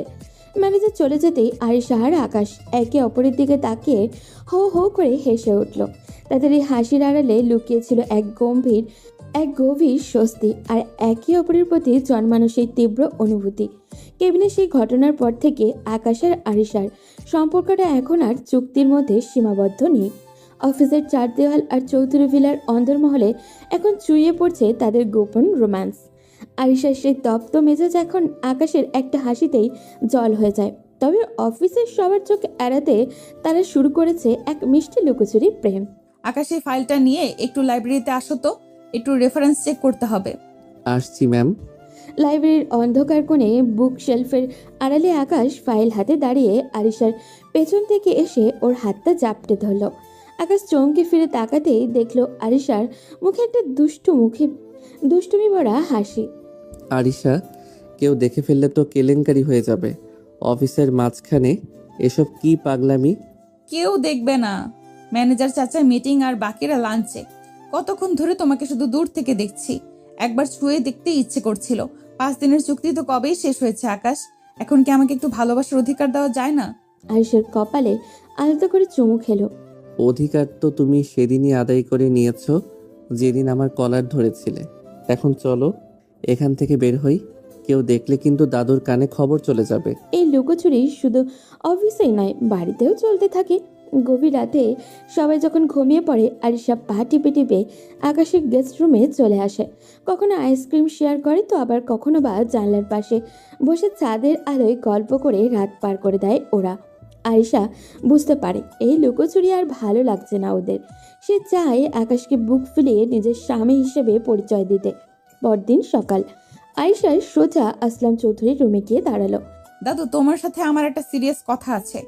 আমি আর লুকোচুরি করতে চাই না। আমি আকাশকে সামাজিকভাবে বিয়ে করতে চাই, সবাইকে জানিয়ে ধুমধাম করে। কি বললি তুই? তুই তো আকাশকে স্রেফ একটা কন্ট্রাক্ট হিসেবে এনেছিলি, হঠাৎ সামাজিক বিয়ের সিদ্ধান্ত কেন? তুই কি এই এতিম ছেলেটার সাথে সারা জীবন কাটাতে পারবি? পারবো দাদু, ও এতিম হতে পারে, কিন্তু ওর মনটা অনেক বড়। ও আমাকে মানুষ হিসেবে চিনতে শিখিয়েছে। ওর মেধা আর ওর ভালোবাসা আমার জেদকে হারিয়ে দিয়েছে। আমি ওকে ছাড়া আর কাউকে নিজের জীবনে ভাবতে পারি না। আমি তো জানতামই যে তোদের এই নাটক একদিন সত্যি হবে। ম্যানেজার আমাকে সব খবরই দিত।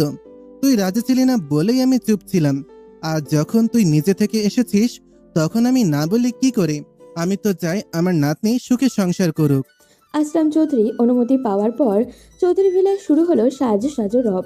পুরো শহরকে জানিয়ে দেওয়া হলো আজ আরিশা চৌধুরীর বিয়ের খবর। ধুমধাম করে সাজানো হলো পুরো বাড়ি। হলুদ থেকে শুরু করে বিয়ের অনুষ্ঠান, সবখানেই ছিল রাজকীয়তার ছোঁয়া। আজ থেকে তুমি আর ভাড়া করা অভিনেতা নও আকাশ। আজ থেকে তুমি এই সাম্রাজ্যের আর আমার হৃদয়ের সত্যিকারের রাজা। আর আপনি আমার চিরকালের অহংকারী রানী। তবে মনে রাখবেন, আমি কিন্তু আপনার টাকা দেখে আসিনি। আমি এসেছি এই কঠিন হৃদয়ের আড়ালে লুকিয়ে থাকা ছোট্ট মেয়েটার খোঁজে। আকাশ আর আরিশা যখন একে অপরের দিকে তাকালো, তখন তাদের চোখে ছিল আগামী দিনের সোনালী স্বপ্ন। আসলাম চৌধুরী দূরে দাঁড়িয়ে তৃপ্তির হাসি হাসছিলেন। ম্যানেজার চাচার চোখেও ছিল আনন্দের পানি। রিয়াও সে দূরে থেকে আকাশকে দীর্ঘশ্বাস ফেলেও তাদের জুটির জন্য শুভকামনা জানালো। এতিম আকাশ আজ সত্যি কোটিপতি বর হলো, তবে সম্পদের জন্য নয়, ভালোবাসার ঝড়ে। পুরো চৌধুরী ভিলা আজ আলোকসজ্জা ঝলমল করছে। গেট থেকে শুরু করে মূল ফটক পর্যন্ত সাদা ও গোলাপি রঙের গোলাপের সমারোহ।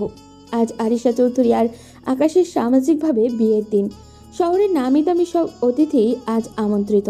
সবার মুখে একটাই কথা, আরিশা যাকে বিয়ে করছে সে নাকি সাধারণ কোনো মানুষ নয়, বরং এক অসামান্য মেধাবীর অধিকারী। বিয়ের এই জাঁকজমকপূর্ণ অনুষ্ঠানের মাঝেই আকাশ আর আরিশা ছোট ছোট কিছু মিষ্টি মুহূর্ত তৈরি হচ্ছিল। আকাশ, দেখো তো আমার মেকআপটা কি বেশি হয়ে গেছে?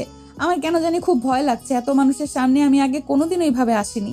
ভয় পেও না আরিশা, তোমাকে আজ একদম রূপকথার পরীর মতো লাগছে। এই লাল বেনারসি আর গয়নায় তোমাকে এত সুন্দর লাগবে আমি কল্পনাও করিনি।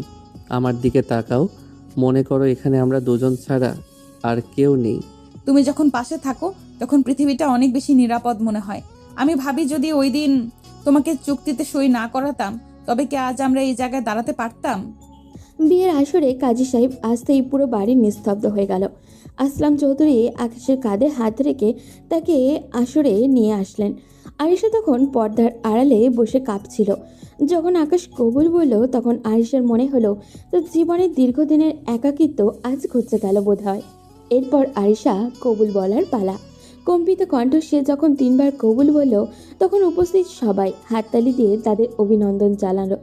আকাশ, আমি আজ আমার জীবনের সবচেয়ে মূল্যবান সম্পদ তোর হাতে তুলে দিলাম। আমি জানি আরিশা একটু জেদি, কিন্তু ওর মনটা কাচের মতন স্বচ্ছ। তুই ওকে আগলে রাখিস। আজ থেকে তুই শুধু আমার নাত জামাই না, আমার নিজের নাতি হিসেবেই মেনে নিলাম। এই এতিম কথাটা যেন আর কোনোদিন তোর মনে না আসে। এই বাড়িটা এখন তোরও। দাদু, আমি হয়তো এতিম হয়ে পৃথিবীতে এসেছিলাম, কিন্তু আজ আপনার মতো অভিভাবক আর আরিশার মতো জীবনসঙ্গিনী পেয়ে আমি পৃথিবীর সবচেয়ে ধনী মানুষ হয়ে গেছি। কথা দিচ্ছি দাদু, আপনাদের এই বিশ্বাস আমি কোনোদিন ভাঙতে দেব না। বিয়ের আনুষ্ঠানিকতা শেষ করে আকাশ আর আরিশা যখন পাশাপাশি বসলো, তখন ম্যানেজার চাচা একগাল হাসি নিয়ে এগিয়ে আসলেন। তার পেছনেই ছিল রিয়া। রিয়া আজ খুব সুন্দর করে একটা নীল শাড়ি পরে এসেছে। সে আকাশের সামনে এসে একগুচ্ছ ফুল বাড়িয়ে দিল। অভিনন্দন আকাশ স্যার আর আরিশা ম্যাম, আপনি আসলেই খুব লাকি। আকাশের মতো একজন মানুষকে জীবনসঙ্গী হিসেবে পাওয়া ভাগ্যের ব্যাপার। আপনারা সারা জীবন খুব সুখে থাকবেন। ধন্যবাদ রিয়া। আমার সাথে আকাশের যে বন্ধুত্ব বা ভালোবাসা, সেখানে তোমার অবদানও কম নয়। তোমার জন্যই তো আমি বুঝতে পেরেছিলাম যে আমি আকাশকে কতটা ভালোবাসি। আজ থেকে তুমি আমাদের অফিসে শুধু এমপ্লয়ি নও, আমাদের পরিবারের একজন ভালো বন্ধু হয়ে থাকবে। রাত যখন গভীর হলো, আয়েশা আর আকাশ তাদের ফুলসজ্জার ঘরে ঢুকলো।